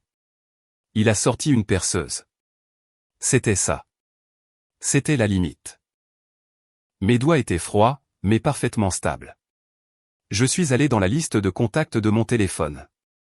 J'ai appuyé sur l'entrée de la ligne non urgente du shérif de High Timber. Centrale du comté. La voix était calme, un peu ennuyée. Bonjour, dis-je, ma propre voix basse et claire. Je m'appelle Fred Stewart. Je suis le membre gérant de Alicompine LLC, situé à Kestrel Ridge. Je signale une intrusion active. J'ai une lettre de non-intrusion déposée, numéro d'enregistrement 309B, pour cette parcelle. Les personnes nommées dans la lettre, Grégory, Céleste et Julian Stewart, sont actuellement sur mon porche. J'ai fait une pause, puis j'ai donné le fait crucial. Ils ont amené un serrurier et tentent en ce moment de percer mon pen dormant. Il y a eu un changement radical dans le ton du répartiteur. Ils tentent activement d'entrer ? Madame, êtes-vous en sécurité dans la maison ? Je suis en sécurité, dis-je. Les portes sont renforcées, mais ils s'introduisent illégalement et tentent de détruire la propriété. Une voiture de patrouille est en route, a dit le répartiteur. Votre numéro de parcelle est dans nos dossiers. Veuillez rester à l'intérieur et ne pas vous engager avec eux. J'ai raccroché. Je suis retourné à l'application de la caméra. Le serrurier travaillait, sa perceuse vrombissant contre le montant métallique renforcé que j'avais installé. Ça ne bougeait pas Julian, tout en frustration refoulée et en sentiment de droit, s'est avancé. C'est ridicule. Il a frappé fort du poing sur le cadre de la porte en bois massif. Le son a vibré à travers le sol de ma maison, un bruit sourd et physique. Faites, a-t-il crié. Arrête de faire ta dramatique. On est là. Le plan est fixé. Ouvre juste la porte. J'ai vu Belle grimacer, un resserrement brusque et douloureux de son visage. Elle se tenait en retrait près des valises, se frottant le ventre. Elle a chuchoté, sa voix trop basse pour le microphone, mais son expression claire. Julian, arrête. S'il te plaît, Julian, arrête. Il l'a ignoré. Il était sur le point de frapper à nouveau la porte quand le monde s'est illuminé de rouge et de bleu. Une voiture de patrouille a crissé sur le gravier, ses phares épinglant tout le groupe dans un éclat blanc et dur. Ma famille s'est figée. Ils ressemblaient à des acteurs pris sur scène lorsque le mauvais rideau s'est levé. Le serrurier a laissé tomber sa perceuse. Un adjoint est sorti de la voiture. Il était grand, son chapeau tiré bas. Il n'avait pas l'air amusé. Il a marché calmement sur le porche. Bonsoir, les gens. Sa voix a retenti. Sacrée fête. Quel semble être le problème ici ? Ma mère, Céleste, s'est instantanément transformée. Elle est devenue la matriarche, la victime. Ses mains jointes sur sa poitrine. Oh, Dieu merci. Officier, c'est un terrible, terrible malentendu. C'est la maison de notre fille. Nous avons conduit tout ce chemin pour Noël. Et elle, eh bien, elle n'est pas bien. Elle s'est enfermée. Nous essayons juste d'arriver jusqu'à elle. Nous sommes si inquiets. L'adjoint a regardé ma mère. Il a regardé les valises. Il a regardé le berceau. Il a regardé les outils du serrurier éparpillés sur le porche. Je vois, dit-il. Il a fait un petit pas en arrière. Je vais avoir besoin de voir une pièce d'identité de vous tous. S'il vous plaît. Mon père Grégory s'est raidi. Je ne vois pas pourquoi c'est nécessaire. C'est une affaire de famille. Je vois une affaire de propriété, monsieur. Pièce d'identité. Maintenant. Un par un, ils ont remis leur permis de conduire. L'adjoint a regardé chacun d'eux sous sa lampe de poche. Grégory Stewart, Céleste Stewart, Julian Stewart, et vous, madame. Belle Stewart, a-t-elle chuchoté, les yeux grands ouverts. L'adjoint a hoché la tête. Il a regardé son presse-papier. Eh bien, j'ai de bonnes et de mauvaises nouvelles. La bonne nouvelle, c'est que je sais exactement ce qui se passe ici. Il a tourné sa lampe de poche sur le papier de son presse-papier. La mauvaise nouvelle, c'est que cette propriété n'appartient pas à Fed Stewart. Elle appartient à une société, Ali Compin LLC, et j'ai une lettre de non-intrusion légalement déposée et enregistrée du conseil de la LLC, interdisant spécifiquement à Gregory, Céleste et Julian Stewart cette parcelle. Le silence sur le porche était absolu. Le visage de ma mère s'est effondré. La performance était terminée. Une LLC? De quoi parlez-vous? Ce n'est que de la paperasse. Je suis sa mère. Madame, dit l'adjoint, sa voix dénuée de sympathie. Il n'y a pas de droits familiaux en matière d'intrusion criminelle. C'est une propriété privée. Vous avez tous été formellement avertis de ne pas venir ici.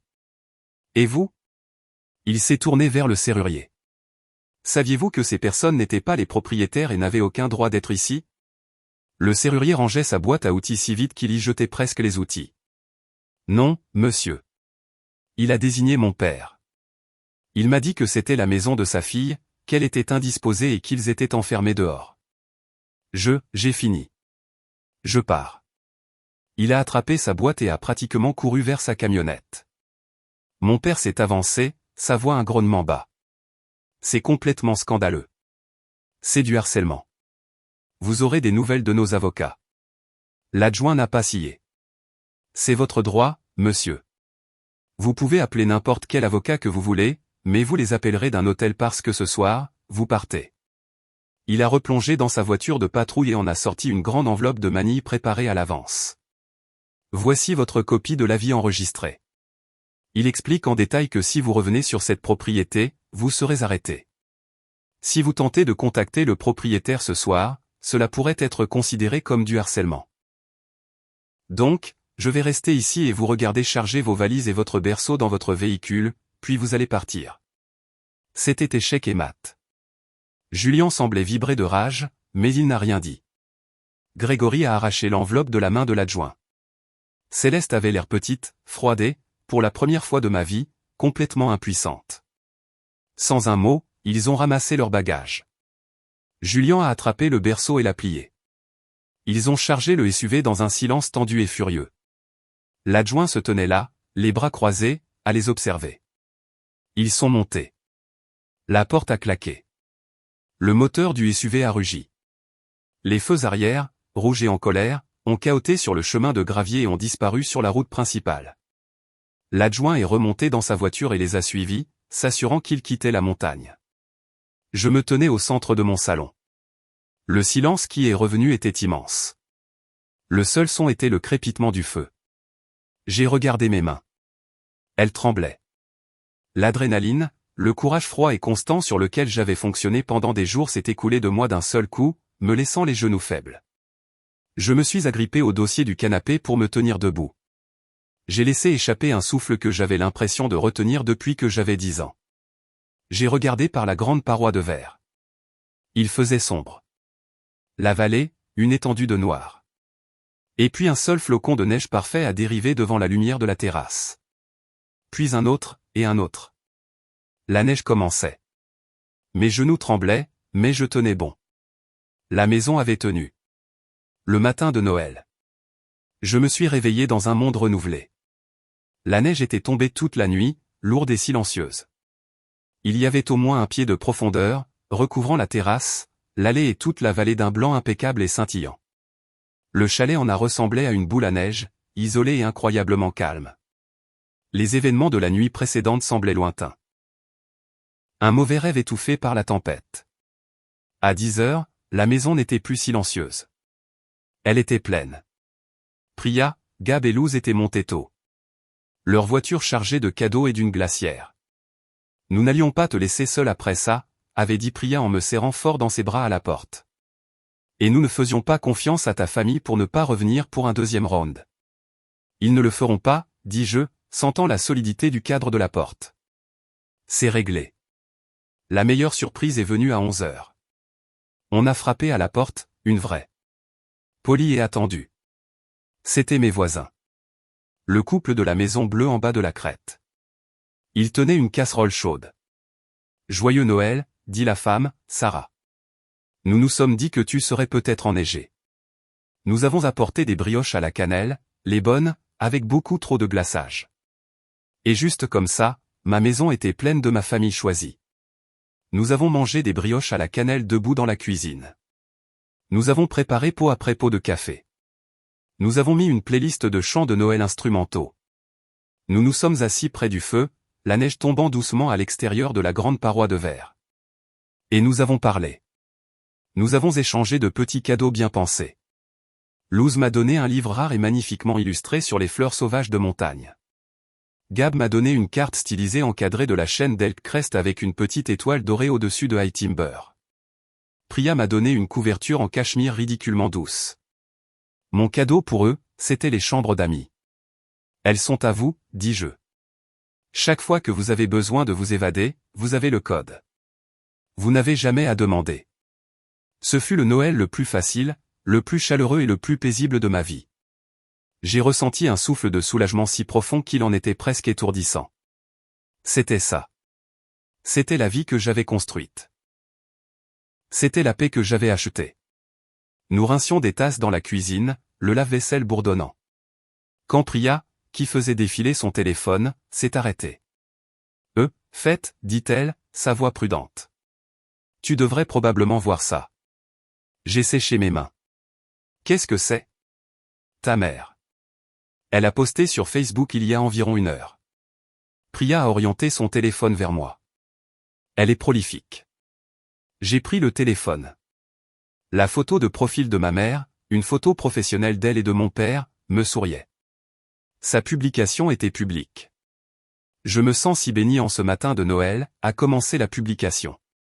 Après tant de défis, nous sommes ravis d'annoncer un véritable miracle de Noël. Julien et Belle ont trouvé l'endroit sûr et parfait pour commencer leur famille. Nous y travaillons depuis des semaines et nous sommes si reconnaissants que tout se met en place pour eux. Le jour du déménagement approche à grands pas. Voici un aperçu du tableau d'inspiration pour la chambre d'enfant sur lequel ils ont travaillé. Sous le texte se trouvait une image léchée de style Pinterest. Elle montrait un berceau, une table allongée et une palette de couleurs de bleu doux et de gris. Et dans le coin, une localisation était taguée. Ce n'était pas mon adresse exacte, mais c'était High Timber, Elk-Crest Ranch. C'était flou mais facilement devinable. C'était un appel du pied. Les commentaires étaient une cascade de félicitations. Un miracle de Noël en effet. Tellement heureux pour eux.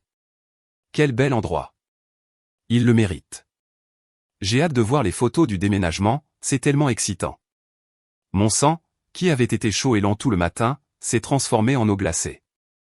Ce n'était pas une retraite. C'était une manœuvre de contournement. On les avait refoulés à la porte. Alors maintenant, ils construisaient un récit public. Un récit dans lequel ils étaient les héros. Les parents bienveillants assurant un endroit sûr pour leurs enfants. Un récit dans lequel ma maison n'était pas la mienne, mais un rassemblement pour eux. Elle crée une trace écrite sur les réseaux sociaux, dis-je, ma voix plate. J'ai rendu le téléphone à Priya. Avant que Priya puisse même répondre, mon téléphone a vibré sur le comptoir. Ce n'était pas un texto. C'était un message direct sur Instagram. D'un nom que je n'avais pas vu depuis des années. Un ancien camarade de classe de Maple Bridge. Je l'ai ouvert. Hey, fête. Question bizarre. J'ai vu ta publication sur la maison à la montagne. Elle a l'air incroyable. Je voulais juste te dire. J'étais au club de mes parents dans le Connecticut la semaine dernière et j'ai entendu ton père parler. Il était au bar, demandant à qui que ce soit s'il connaissait un bon service de gestion immobilière de montagne dans la région d'Elk-Crest. Il utilisait spécifiquement ton numéro de parcelle. Il disait aux gens que ses enfants avaient une nouvelle propriété et qu'il avait besoin de quelqu'un pour gérer les locataires et l'entretien. C'était bizarre. Bref, joyeux Noël. J'espère que tu vas bien. J'ai lu le message 2 fois. Gérer les locataires, l'entretien. Ses enfants, au pluriel. J'ai levé les yeux vers mes amis. Ils ont vu l'expression sur mon visage. La chaleur de la pièce avait disparu. Gab, dis-je, ma voix vive. Tu es le pro des feuilles de calcul. Tu es le pro des données. Qu'est-ce que je suis en train de regarder? Gab, toujours pratique, a posé sa tasse de café. Il a pris mon téléphone et a lu le DM. Il m'a fait ouvrir la publication Facebook. Il est resté silencieux pendant 1 minute entière, juste en train de traiter. D'accord, dit-il en me rendant le téléphone. Voici ce que tu regardes. L'attaque du 23 était la phase 1, l'occupation physique. Elle a échoué.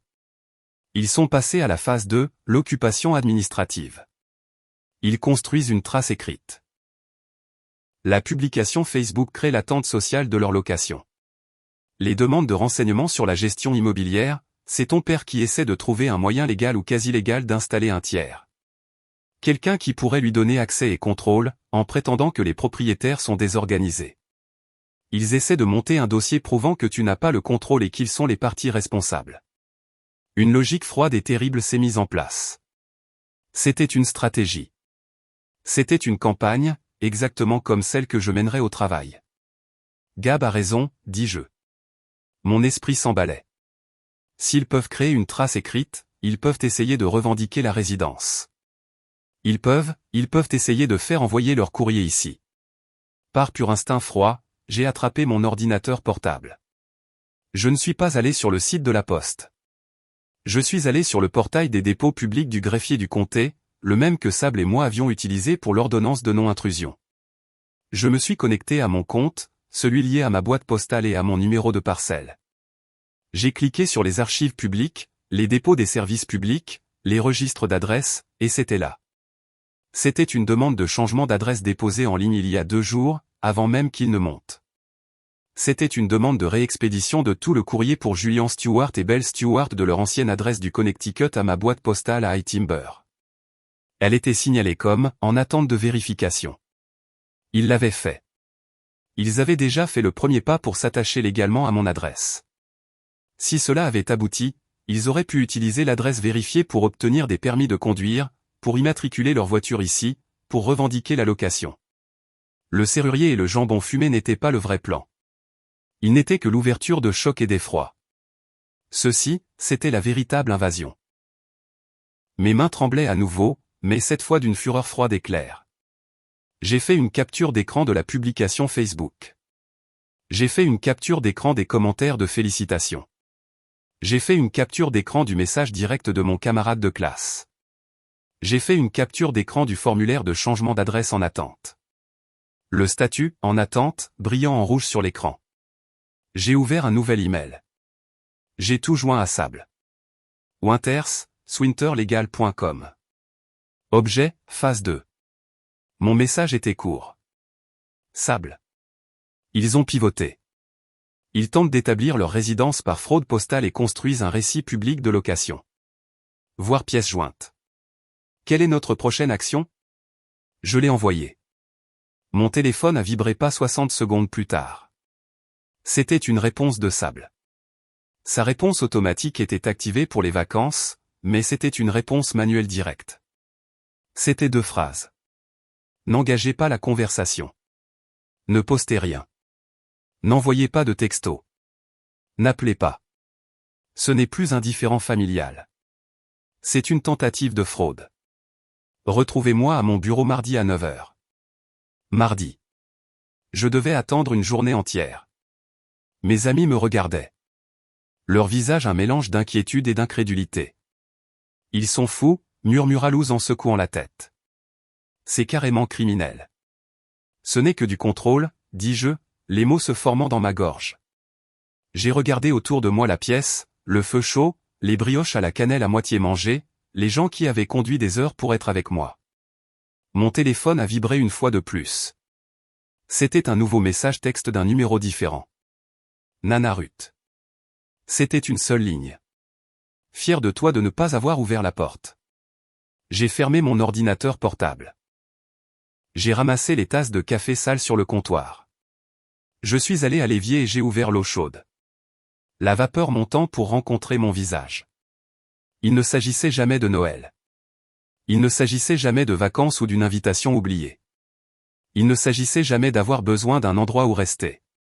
Il s'agissait de contrôle. Il s'agissait d'un système familial entier construit sur l'idée que mon temps, mon argent, mes succès, et maintenant ma maison, n'étaient pas réellement les miens. Ce n'étaient que des ressources attendant d'être allouées à Julien. J'avais acheté une maison et, ce faisant, j'avais commis le seul péché impardonnable.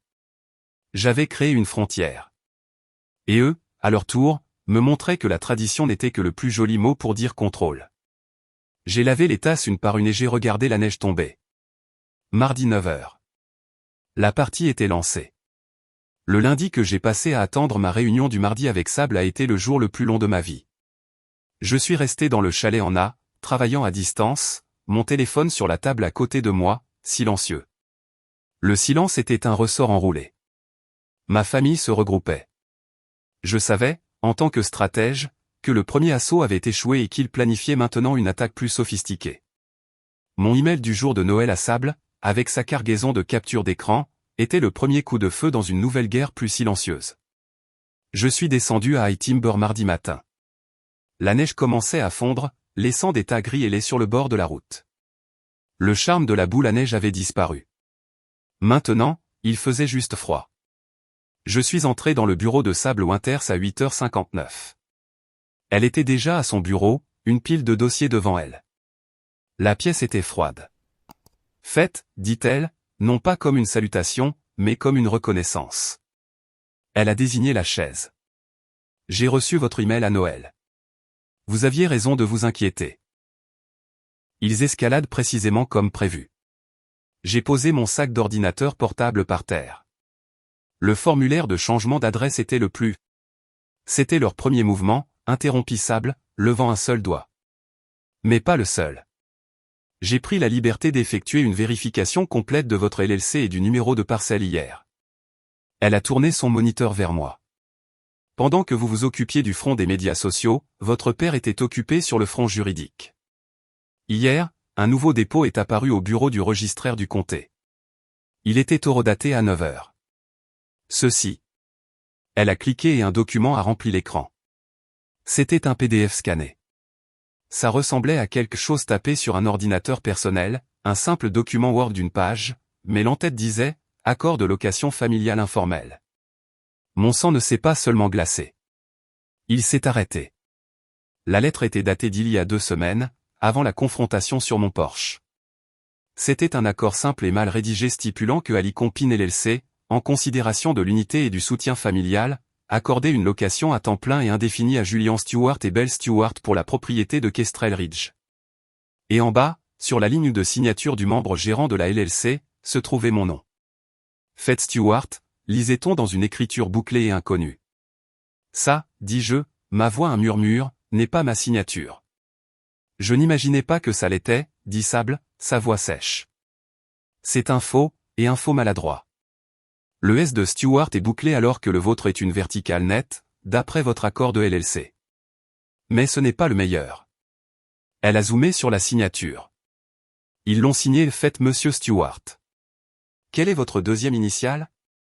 Je n'en ai pas, dis-je. Je m'appelle juste Faites Anne Stewart. Exactement, dit Sable. Ils ont inventé une deuxième initiale. Ils ont tenté de créer une personne légale. Faites M. Stewart, qui pourrait consentir à leur invasion. C'est un mouvement désespéré classique. C'est aussi une fraude criminelle. Je fixais l'écran, le nom qui était le mien, mais pas le mien. Ils n'avaient pas seulement essayé de s'introduire chez moi. Ils essayaient de me remplacer. Ils créaient une version marionnette de moi sur papier. Une version qui était coopérative, qui comprenait son rôle, qui signerait sa vie pour être utile. Alors, qu'est-ce que ça fait, demandai-je, la voix tremblante. Légalement, c'est de la foutaise, dit Sable. Mais ce n'est pas pour un juge. C'est pour une compagnie d'électricité. C'est pour la poste. C'est une preuve qu'ils peuvent montrer à quelqu'un à un guichet pour dire, vous voyez, nous sommes autorisés à être ici. Ils construisent leur pile. Elle a cliqué sur une nouvelle fenêtre. Ce qui m'amène à ceci. Les demandes de renseignements de votre père sur la gestion immobilière. J'ai mis une alerte de haute priorité sur votre LLC et votre numéro de parcelle auprès de toutes les agences de l'État et du comté. Nous avons eu 2 pings hier. Elle a affiché le premier. Le département des véhicules motorisés. Quelqu'un a tenté d'immatriculer un véhicule, une nouvelle Subaru, à votre adresse de montagne. Le demandeur principal était Julian Stewart. Il a essayé d'immatriculer sa voiture ici? Il l'a fait.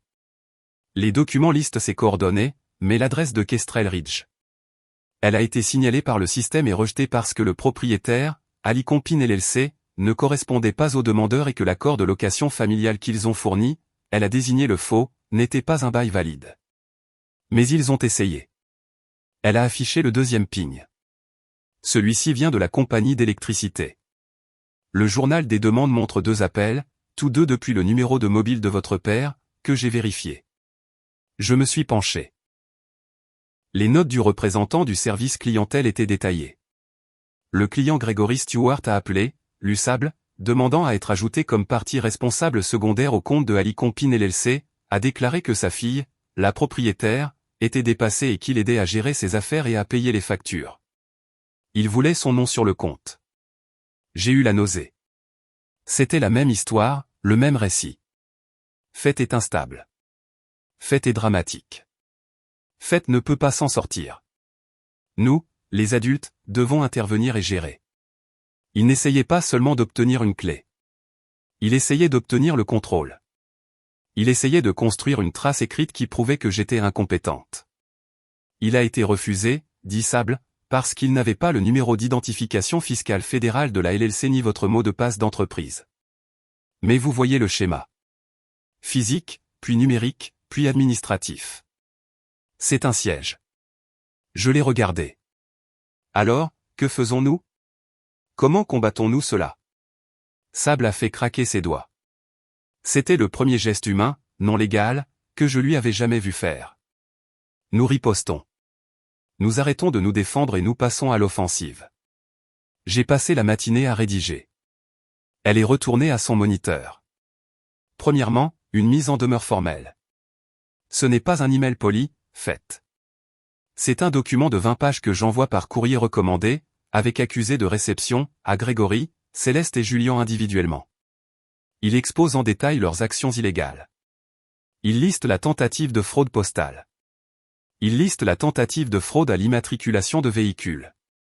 Il liste la contrefaçon de l'accord de location. Il nomme la date et l'heure de l'intrusion. Il les informe que toute tentative de contact supplémentaire, physique ou numérique, sera accueillie par une action en justice immédiate. Elle a cliqué. Deuxièmement, des avis de fraude potentielle. Ceux-ci partent aujourd'hui au maître de poste de iTimber, au DMV, au registraire du comté et à chaque compagnie de services publics, de l'électricité à Internet. Cela les alerte que vos comptes sont sous attaque frauduleuse active. Cela gèle tous les changements. Cela nécessite un nouveau mot de passe verbal connu uniquement de vous et de moi pour toute modification. Nous les murons hors de l'infrastructure. Elle a cliqué à nouveau. Troisièmement, et celui-ci est mon préféré. Un avertissement certifié au conseil de famille que vous n'avez jamais autorisé. Votre père a mentionné des avocats. Votre camarade de classe l'a entendu se renseigner sur des gestionnaires immobiliers. Il se représente, lui ou eux, comme ayant un droit légal. Cette lettre informe cet avocat fictif que ses clients se livrent à une fraude criminelle et que toute action ultérieure en leur nom sera considérée comme de la complicité. C'est un piège. Cela les oblige soit à engager un avocat qui sera maintenant averti, soit à admettre qu'il mentait. J'avais la tête qui tournait. C'était un niveau de guerre d'entreprise que je n'avais lu que dans les livres. Enfin, dit-elle, sa voix baissant. Je dépose une requête pour une ordonnance de protection temporaire, conditionnelle à leur prochain mouvement.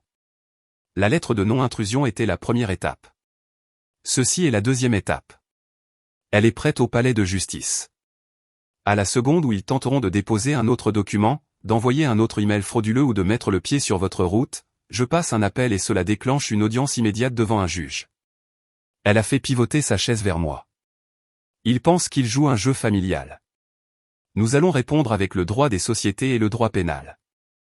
Ils ne sauront pas ce qui les a frappés. Je suis sorti de son bureau 1 heure plus tard. Mes mains pleines de copies, mon esprit engourdi mais clair. La crainte avait disparu. À sa place, il y avait une résolution froide et dure. Quand je suis retourné à ma voiture, j'ai vu que j'avais un texto de Priya. Elle avait, selon ses propres mots, mené une surveillance sociale. C'était une capture d'écran. Ma mère n'avait pas fait de nouvelles publications. Elle avait commenté la publication d'une vieille amie. L'amie avait écrit, tellement contente que Julian est belle et un endroit sur où aller. Tu es une si bonne grand-mère.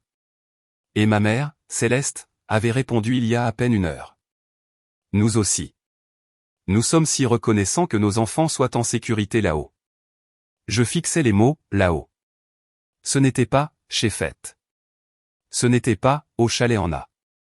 C'était, là-haut, un territoire vague, dépersonnalisé et non revendiqué. C'était le langage de l'annexion. C'était un fait accompli, une chose déjà faite. Elle déclarait la victoire à sa manière passive-agressive et socialement acceptable. J'ai enregistré la capture d'écran. Je l'ai transmise à Sable qui a répondu par un simple « reçu ». Je suis resté assise là. J'étais muré. Les serrures étaient solides. Le dossier juridique était épais. Mais il sondait toujours. Il cherchait une fissure. La caméra de l'allée et la caméra du porche étaient bien. Mais qu'en était-il du reste de la propriété? Le terrain sur le côté où les arbres étaient épais. Le groupe de boîtes aux lettres au bout de la route où se trouvait ma boîte postale. J'étais une stratège. J'avais besoin de plus de données. J'ai ouvert mon ordinateur portable, là, dans la voiture. Je ne suis pas allé dans un magasin de sécurité. Je suis allé sur un site de fourniture de chasse et de plein air. J'ai commandé une petite caméra de surveillance à pile. Elle était étanche, activée par le mouvement et camouflée avec un motif d'écorce. Elle avait une capacité de géorepérage. Je la montrais dans un pain surplombant les boîtes aux lettres et le terrain sur le côté. Si quelque chose ou quelqu'un franchissait ce périmètre, mon téléphone sonnerait. J'ai fermé l'ordinateur portable. Ma défense était presque complète. J'ai regardé mon téléphone, l'appareil qui était maintenant mon arme et mon bouclier principal. Je suis allé dans mes paramètres, à l'écran de verrouillage, au contact, en cas d'urgence. C'était le même depuis 10 ans. ICE1, maman. ICE2, papa. Mes doigts ont plané au-dessus du bouton rouge de suppression. C'était le dernier fil. L'instinct d'enfance réflexif que si j'étais brisé, en sang ou inconsciente au bord d'une route, c'était eux qu'il fallait appeler. C'était eux qui me sauveraient. Mais ce n'était pas le cas. Ils étaient l'urgence. J'ai appuyé sur le bouton. J'ai supprimé, maman. J'ai appuyé à nouveau sur le bouton. J'ai supprimé, papa. La liste était vide. J'ai appuyé sur « Ajouter un nouveau contact ». J'ai fait défiler mon répertoire jusqu'à ce que je trouve la nouvelle entrée que j'avais faite ce matin-là. ICE Sable Winters. J'ai cliqué sur « Terminer ». J'ai verrouillé mon téléphone. La nouvelle directive était là, invisible mais active. C'était une déclaration silencieuse. Je ne serais pas prise en embuscade. La personne à appeler quand j'étais en difficulté n'était plus ma famille. C'était mon avocate. La cocotte minute n'attend pas les heures de bureau. Elle explose au cœur de la nuit. 30 décembre, 2h11 du matin. J'étais dans un sommeil profond et épuisé quand la nouvelle sonnerie d'alerte, celle que j'avais réglée juste pour le géorepérage, a fendu le silence. Ce n'était pas le ping poli de ma caméra d'allée. C'était un cri numérique strident. J'étais hors du lit avant d'être consciente. Mon cœur martelant. L'écran de mon téléphone était d'une luminosité aveuglante. Alerte de géorepérage. Brèche de périmètre. Groupe de boîtes aux lettres. J'ai ouvert l'application de la caméra de surveillance. Le flux était granuleux, baigné dans le verre extraterrestre de la vision nocturne, mais l'image était indéniable. Une berline sombre et familière tournait au ralenti sur l'accotement en gravier à côté du groupe de boîtes aux lettres communautaires. Son moteur un faible grondement. La portière du conducteur s'est ouverte. Mon père, Grégory, est sorti. Il n'était pas en costume. Il portait un manteau sombre, son visage pâle et sinistre sous la lumière infrarouge. Il a regardé autour de lui, de haut en bas de la route de montagne déserte. Il se croyait invisible. Il a marché, non pas vers la fente du courrier sortant, mais directement vers ma boîte postale, ma boîte numéro 42. Il avait une pile d'épaisses enveloppes commerciales blanches à la main. Il n'avait pas de clé. Il n'en avait pas besoin. Une par une, Il les a forcés à travers la fente étroite du courrier, les enfonçant dans la boîte verrouillée. C'était une violation, un acte de force physique. Il les plantait. Il fourrait ma petite forteresse sécurisée de ses preuves frauduleuses.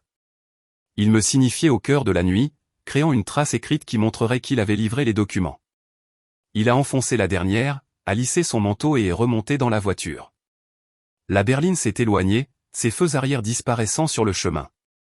Je suis resté dans mon salon sombre et silencieux. Je ne suis pas retourné au lit. Je me suis assise sur le canapé, enveloppé dans une couverture, et j'ai regardé l'horloge. La pression montait. La maison était silencieuse, mais l'air criait. À 6 heures du matin, alors que le ciel devenait d'un gris meurtri et froid, j'ai mis mes bottes et ma parka. J'ai conduit le demi-mile jusqu'au groupe de boîtes aux lettres. L'air était si froid que ça faisait mal de respirer. Je me suis tenu devant la boîte 42. J'ai mis ma clé dans la serrure. Elle a coincé juste une seconde, bloquée par la liasse de papier à l'intérieur. J'ai forcé. La petite porte en métal s'est ouverte. Elles se sont déversées. 3 épaisses enveloppes blanches. Elles n'étaient pas adressées. Elles étaient juste pliées avec « Faites Stewart » écrit à l'extérieur. Je me suis assise dans ma voiture, le moteur tournant pour la chaleur, et j'ai ouvert la première. Affidavit de membre du ménage. C'était un formulaire adressé à ma compagnie d'assurance. C'était une déclaration attestant que Julian Stewart et Belle Stewart étaient désormais des résidents à temps plein de la propriété de Kestrel Ridge et devaient être ajoutés à ma police d'assurance habitation en tant que membre supplémentaire du ménage. En bas, c'était signé par mon père, Gregory Stewart, gestionnaire immobilier. J'ai ouvert la deuxième. Elle était presque identique. Celle-ci était adressée à elle, Association des propriétaires de High Timber, un organisme qui n'existait pas. Il inventait une association juste pour pouvoir y déposer des documents. Il construisait toute une bureaucratie fictive pour soutenir ses affirmations. La troisième enveloppe était une simple lettre, tapée et signée par lui. C'était un avis formel m'informant qu'en tant que gestionnaire immobilier, il avait pris ses mesures pour assurer la sécurité et l'assurance de l'actif au nom des parties prenantes de la famille. Je ne suis pas retourné à la maison. Je suis resté assise là, dans l'aube grise et froide, sur le bord de la route. J'ai sorti mon téléphone. J'ai pris des photos haute résolution et cristallines de chaque page. Je suis allé dans l'application de la caméra de surveillance. J'ai téléchargé le fichier vidéo horodaté de 2h11 à 2h13. J'ai sauvegardé le clip de lui forçant les enveloppes dans ma boîte. J'ai ouvert un nouvel email à sable.winters@winterslegal.com. Objet, urgent 2h11. Il l'a fait. J'ai joint le fichier vidéo. J'ai joint les photos de l'affidavit. Mon message était simple. Sable, il a planté ça dans ma boîte postale à 2h11 ce matin. J'ai la vidéo. Il fabrique activement des preuves. Ce sont les documents de membres du ménage. Quelle est notre action? Mon téléphone a vibré avec une réponse avant même que j'aie mis la voiture en marche. Il était 7h08. La réponse de Sable. C'est la dernière pièce. Il a créé sa propre boucle de preuves. Il plante et va maintenant découvrir ses propres documents. C'est l'acte d'un criminel, pas d'un père. Je dépose la motion d'urgence maintenant. Je joins la vidéo et l'affidavit. C'en est fini de lui. Je suis retourné à la maison. Mon corps entier vibrant d'une énergie froide, claire et juste. La pression n'était plus dans ma poitrine. Elle était maintenant entièrement, complètement sur eux. J'ai fait du café. J'ai regardé le soleil frapper la vallée. J'ai attendu. À 11h52, mon téléphone a de nouveau vibré. Un texto de Sable. C'est fait. Motion d'urgence déposée. Pièce jointe, photo de la vidéo et affidavit frauduleux. Le greffier du comté l'a tamponné avant midi. La requête pour l'ordonnance de protection est maintenant active et sur le bureau d'un juge. La prochaine fois qu'ils vous approcheront, elle sera exécutée. C'était une victoire. Nette, rapide, décisive. À 12h05, mon téléphone a vibré avec un texto d'un numéro que je n'avais pas mis en sourdine, mais dont je n'avais pas eu de nouvelles depuis des jours. Ma mère, Céleste. Nous avons tout essayé gentiment. Fait, tu ne nous as pas laissé le choix. Le timing était terrifiant. Avait-il déjà été notifié par le tribunal, ou était-ce le prochain coup pré-planifié dans leur guerre psychologique? Peu importait. Le langage, gentiment, le serrurier, les cris sur mon Porsche, l'accord de location contrefait, l'opération secrète de 2 heures du matin. C'était leur manière, gentille. Tu ne nous as pas laissé le choix. L'hymne creux final du coupable. Tu m'as forcé à le faire. Ma clarté morale était absolue. Je n'étais pas en colère. Je n'étais pas triste. J'en avais fini. Je n'ai pas répondu. Je ne l'ai pas bloqué. J'ai fait une capture d'écran du texto. Je l'ai transmis sans commentaire à Sable. La réponse de Sable. 1 minute plus tard, reçu. Ajouté à la requête comme une menace directe. Ne répondez pas, j'ai mis la conversation en sourdine. Ma mère, mon père, mon frère, muets. Le téléphone a sonné presque immédiatement. Mon cœur a sursauté, mais c'était Nana Ruth. J'ai répondu. Salut, Nana. Sa voix était un crépitement de fureur pure et non diluée. Je viens de raccrocher avec ta mère. Elle est en larmes, complètement hystérique, sanglotant sur le fait que tu as déposé une motion et que tu utilises des avocats pour ruiner la famille au Nouvel An. Elle a raison, dis-je, ma voix calme. Je l'ai fait. Bien, a crié Nana, et j'ai entendu un verre teinté. Je lui ai dit. J'ai dit, Céleste, on récolte ce qu'on sème et tu as planté un champ de serpents. Et puis je lui ai dit, écoute-moi bien. Si toi, ou ce mari à toi, ou ce garçon que tu as gâté, mettez encore un pied sur cette montagne, je n'appelle pas seulement fête. J'appelle le pasteur d'Al. J'appelle la responsable du cercle de prière de l'église. Et je vais raconter en détail à chacun d'entre eux à quoi ressemblent les valeurs familiales des Steuart quand personne ne regarde. Je leur parlerai de la contrefaçon. Je leur parlerai du serrurier. Je leur parlerai de ton mari qui rôde autour des boîtes aux lettres au milieu de la nuit. On verra comment ta précieuse réputation tiendra le coup quand elle sera lue à haute voix à la prochaine vente de gâteaux. Un petit rire sec m'a échappé. C'était la première fois que je riais depuis une semaine. Mon Dieu, Nana, c'est chirurgical. C'est le seul langage qu'ils comprennent, dit-elle, sa voix sombre. La honte. Maintenant, écoute-moi. Demain, c'est le réveillon du Nouvel An. Ce sont des vipères, mais des vipères dramatiques. Ils aiment les vacances. Ils aiment un public. Ne sois sous aucun prétexte seul dans cette maison demain soir. Tu m'entends? Je t'entends, Nana, dis-je. Je crois que j'ai un plan.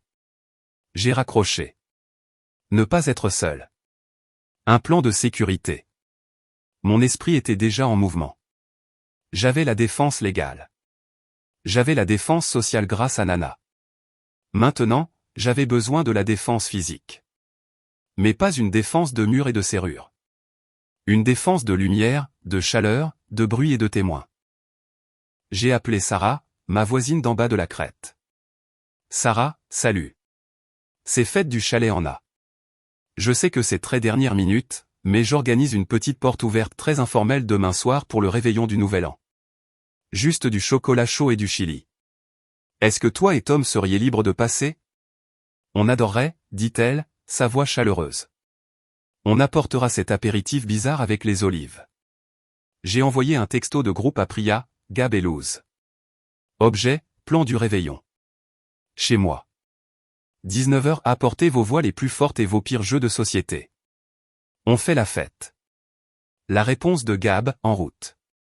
Nous sommes tes boucliers sociaux. Le lendemain, 31 décembre, je me suis préparé pour la bataille.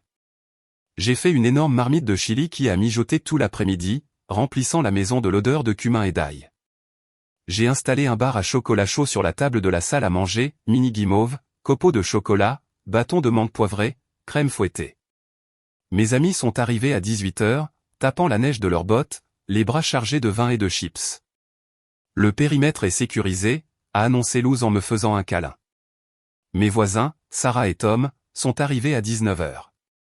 2 autres couples de la crête, des gens à qui je n'avais fait que des signes de la main, ont vu les lumières et ma porte ouverte et se sont arrêtés.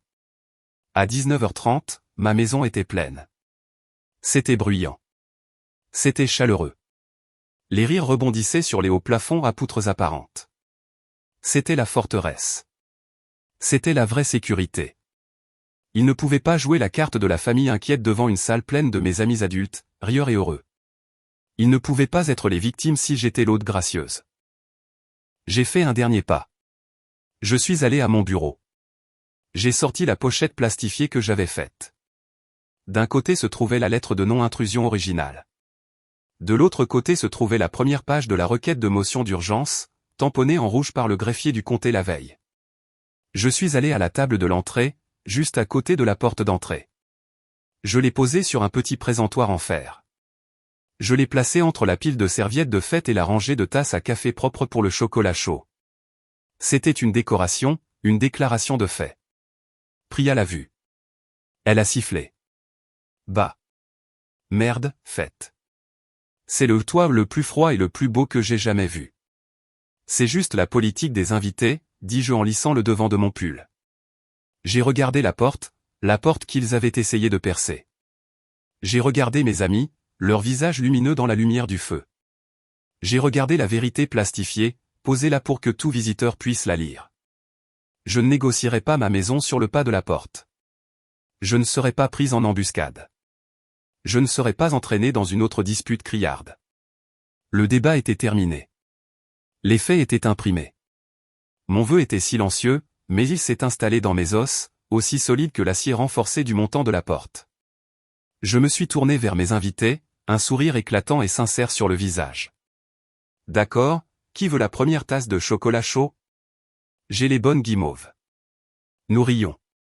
Mon voisin, Tom, était au milieu d'une histoire sur un ours qui avait essayé de voler sa poubelle de recyclage, et le chili était presque fini. La maison était bruyante et lumineuse. Puis les rires se sont tus. Pas d'un coup, mais en une vague lente et déclinante, en commençant par les voisins debout près de la grande paroi de verre. Leurs sourires se sont figés. Faites, murmura Sarah, sa main se resserrant sur sa tasse. Tu as de la compagnie. J'ai regardé dehors. Le craquement familier et menaçant du gravier sous des pneus lourds a résonné dans l'allée. Pas un seul véhicule, mais deux. Deux grands SUV sombres se frayant un chemin sur ma route. Leurs phares coupaient de dures entailles blanches sur le mur de mon salon, illuminant les visages choqués de mes invités. Il était 20h03. Le réveillon du Nouvel An. La pièce est devenue absolument silencieuse. J'ai senti la main de Priya trouver mon épaule et la serrer. Une petite pression ferme de soutien. De l'autre côté de la pièce, j'ai vu Gab lever son téléphone, non pas de manière intrusive, mais en l'orientant vers la porte. Il a appuyé sur enregistrer. Les portières du SUV ont claqué, une série de bruits plats et en colère dans la nuit froide. Grégory, Céleste, Julien et Belle, l'air pâle et épuisé, serrant son manteau. Mais il n'était pas seul. Une cinquième personne est sortie du côté passager de la voiture de tête, un homme que je n'avais jamais vu, portant un blazer sombre et élégant malgré le froid glacial, portant une mallette en cuir poli. Ils ont marché sur le porche. Mon père, Grégory, n'a pas sonné. Il a frappé, un coup fort, formel et impatient, toc, toc, toc, comme un PDG exigeant l'entrée à une réunion. J'ai posé ma tasse sur le comptoir. Je suis allé à la porte d'entrée. Mes invités se sont écartés, silencieux. J'ai regardé la table de l'entrée. Mes documents plastifiés étaient posés là, juste à côté des bâtons de menthe poivrée. Un calme froid et complet s'est installé en moi. J'ai ouvert la porte.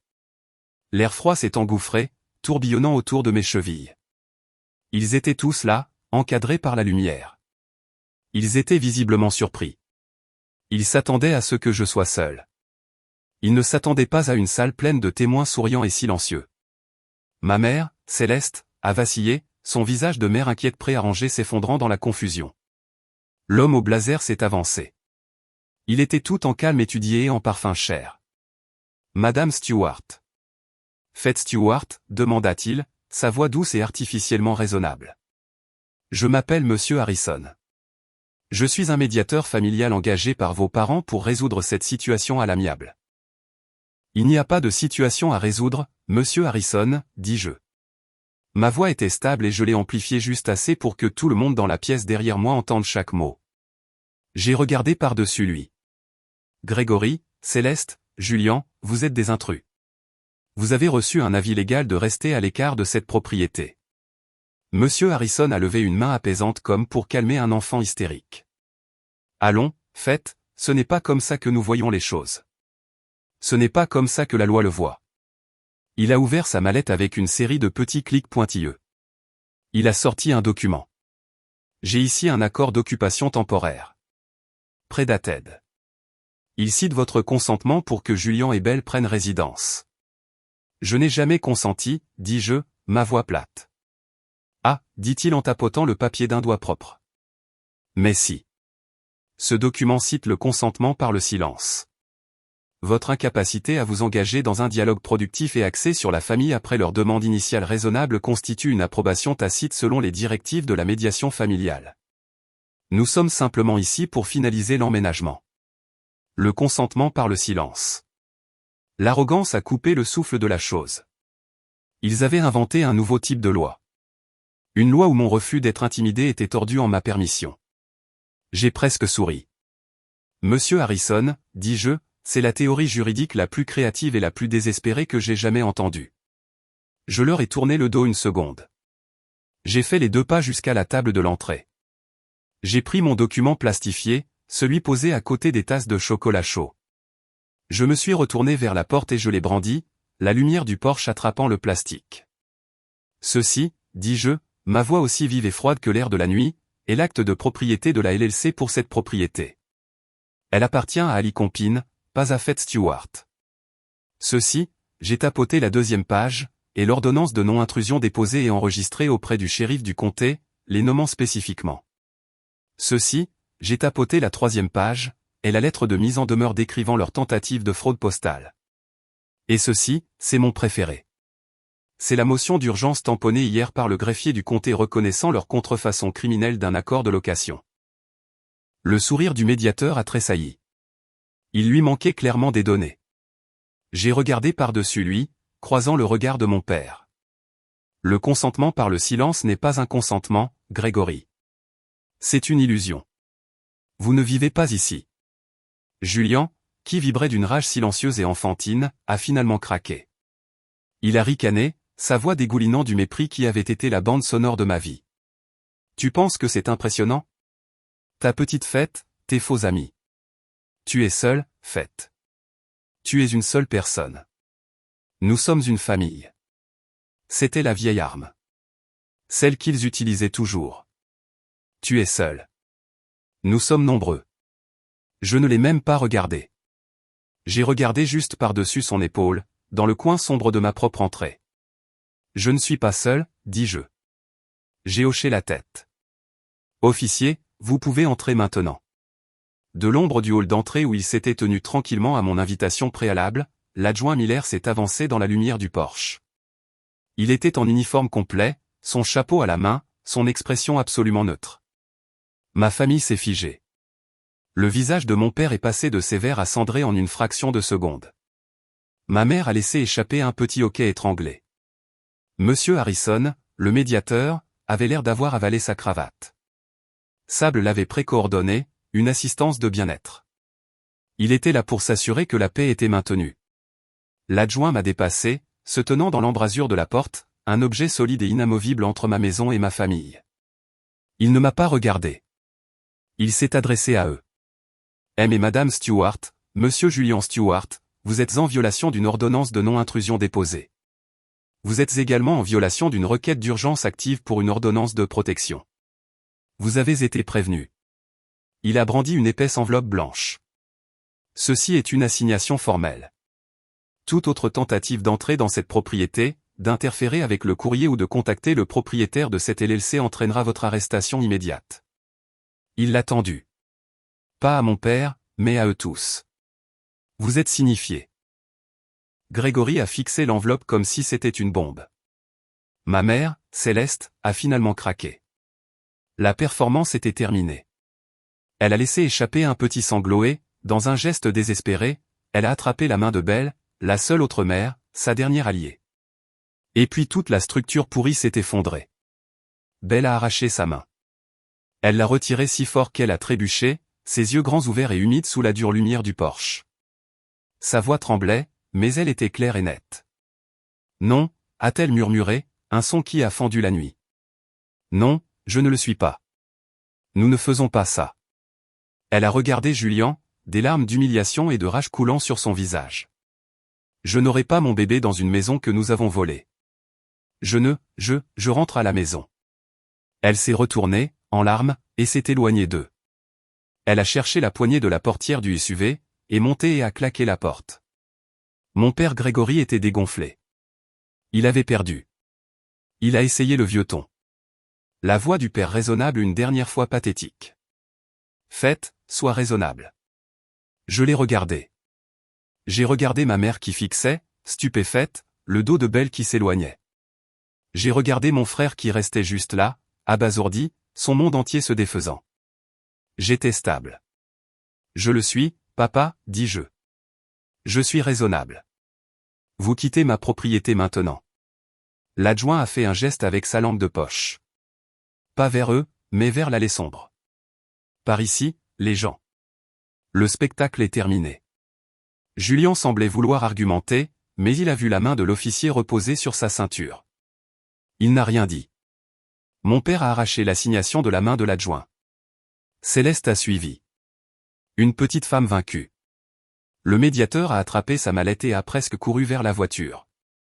L'adjoint s'est tenu là, les bras croisés, et les a tous regardés monter.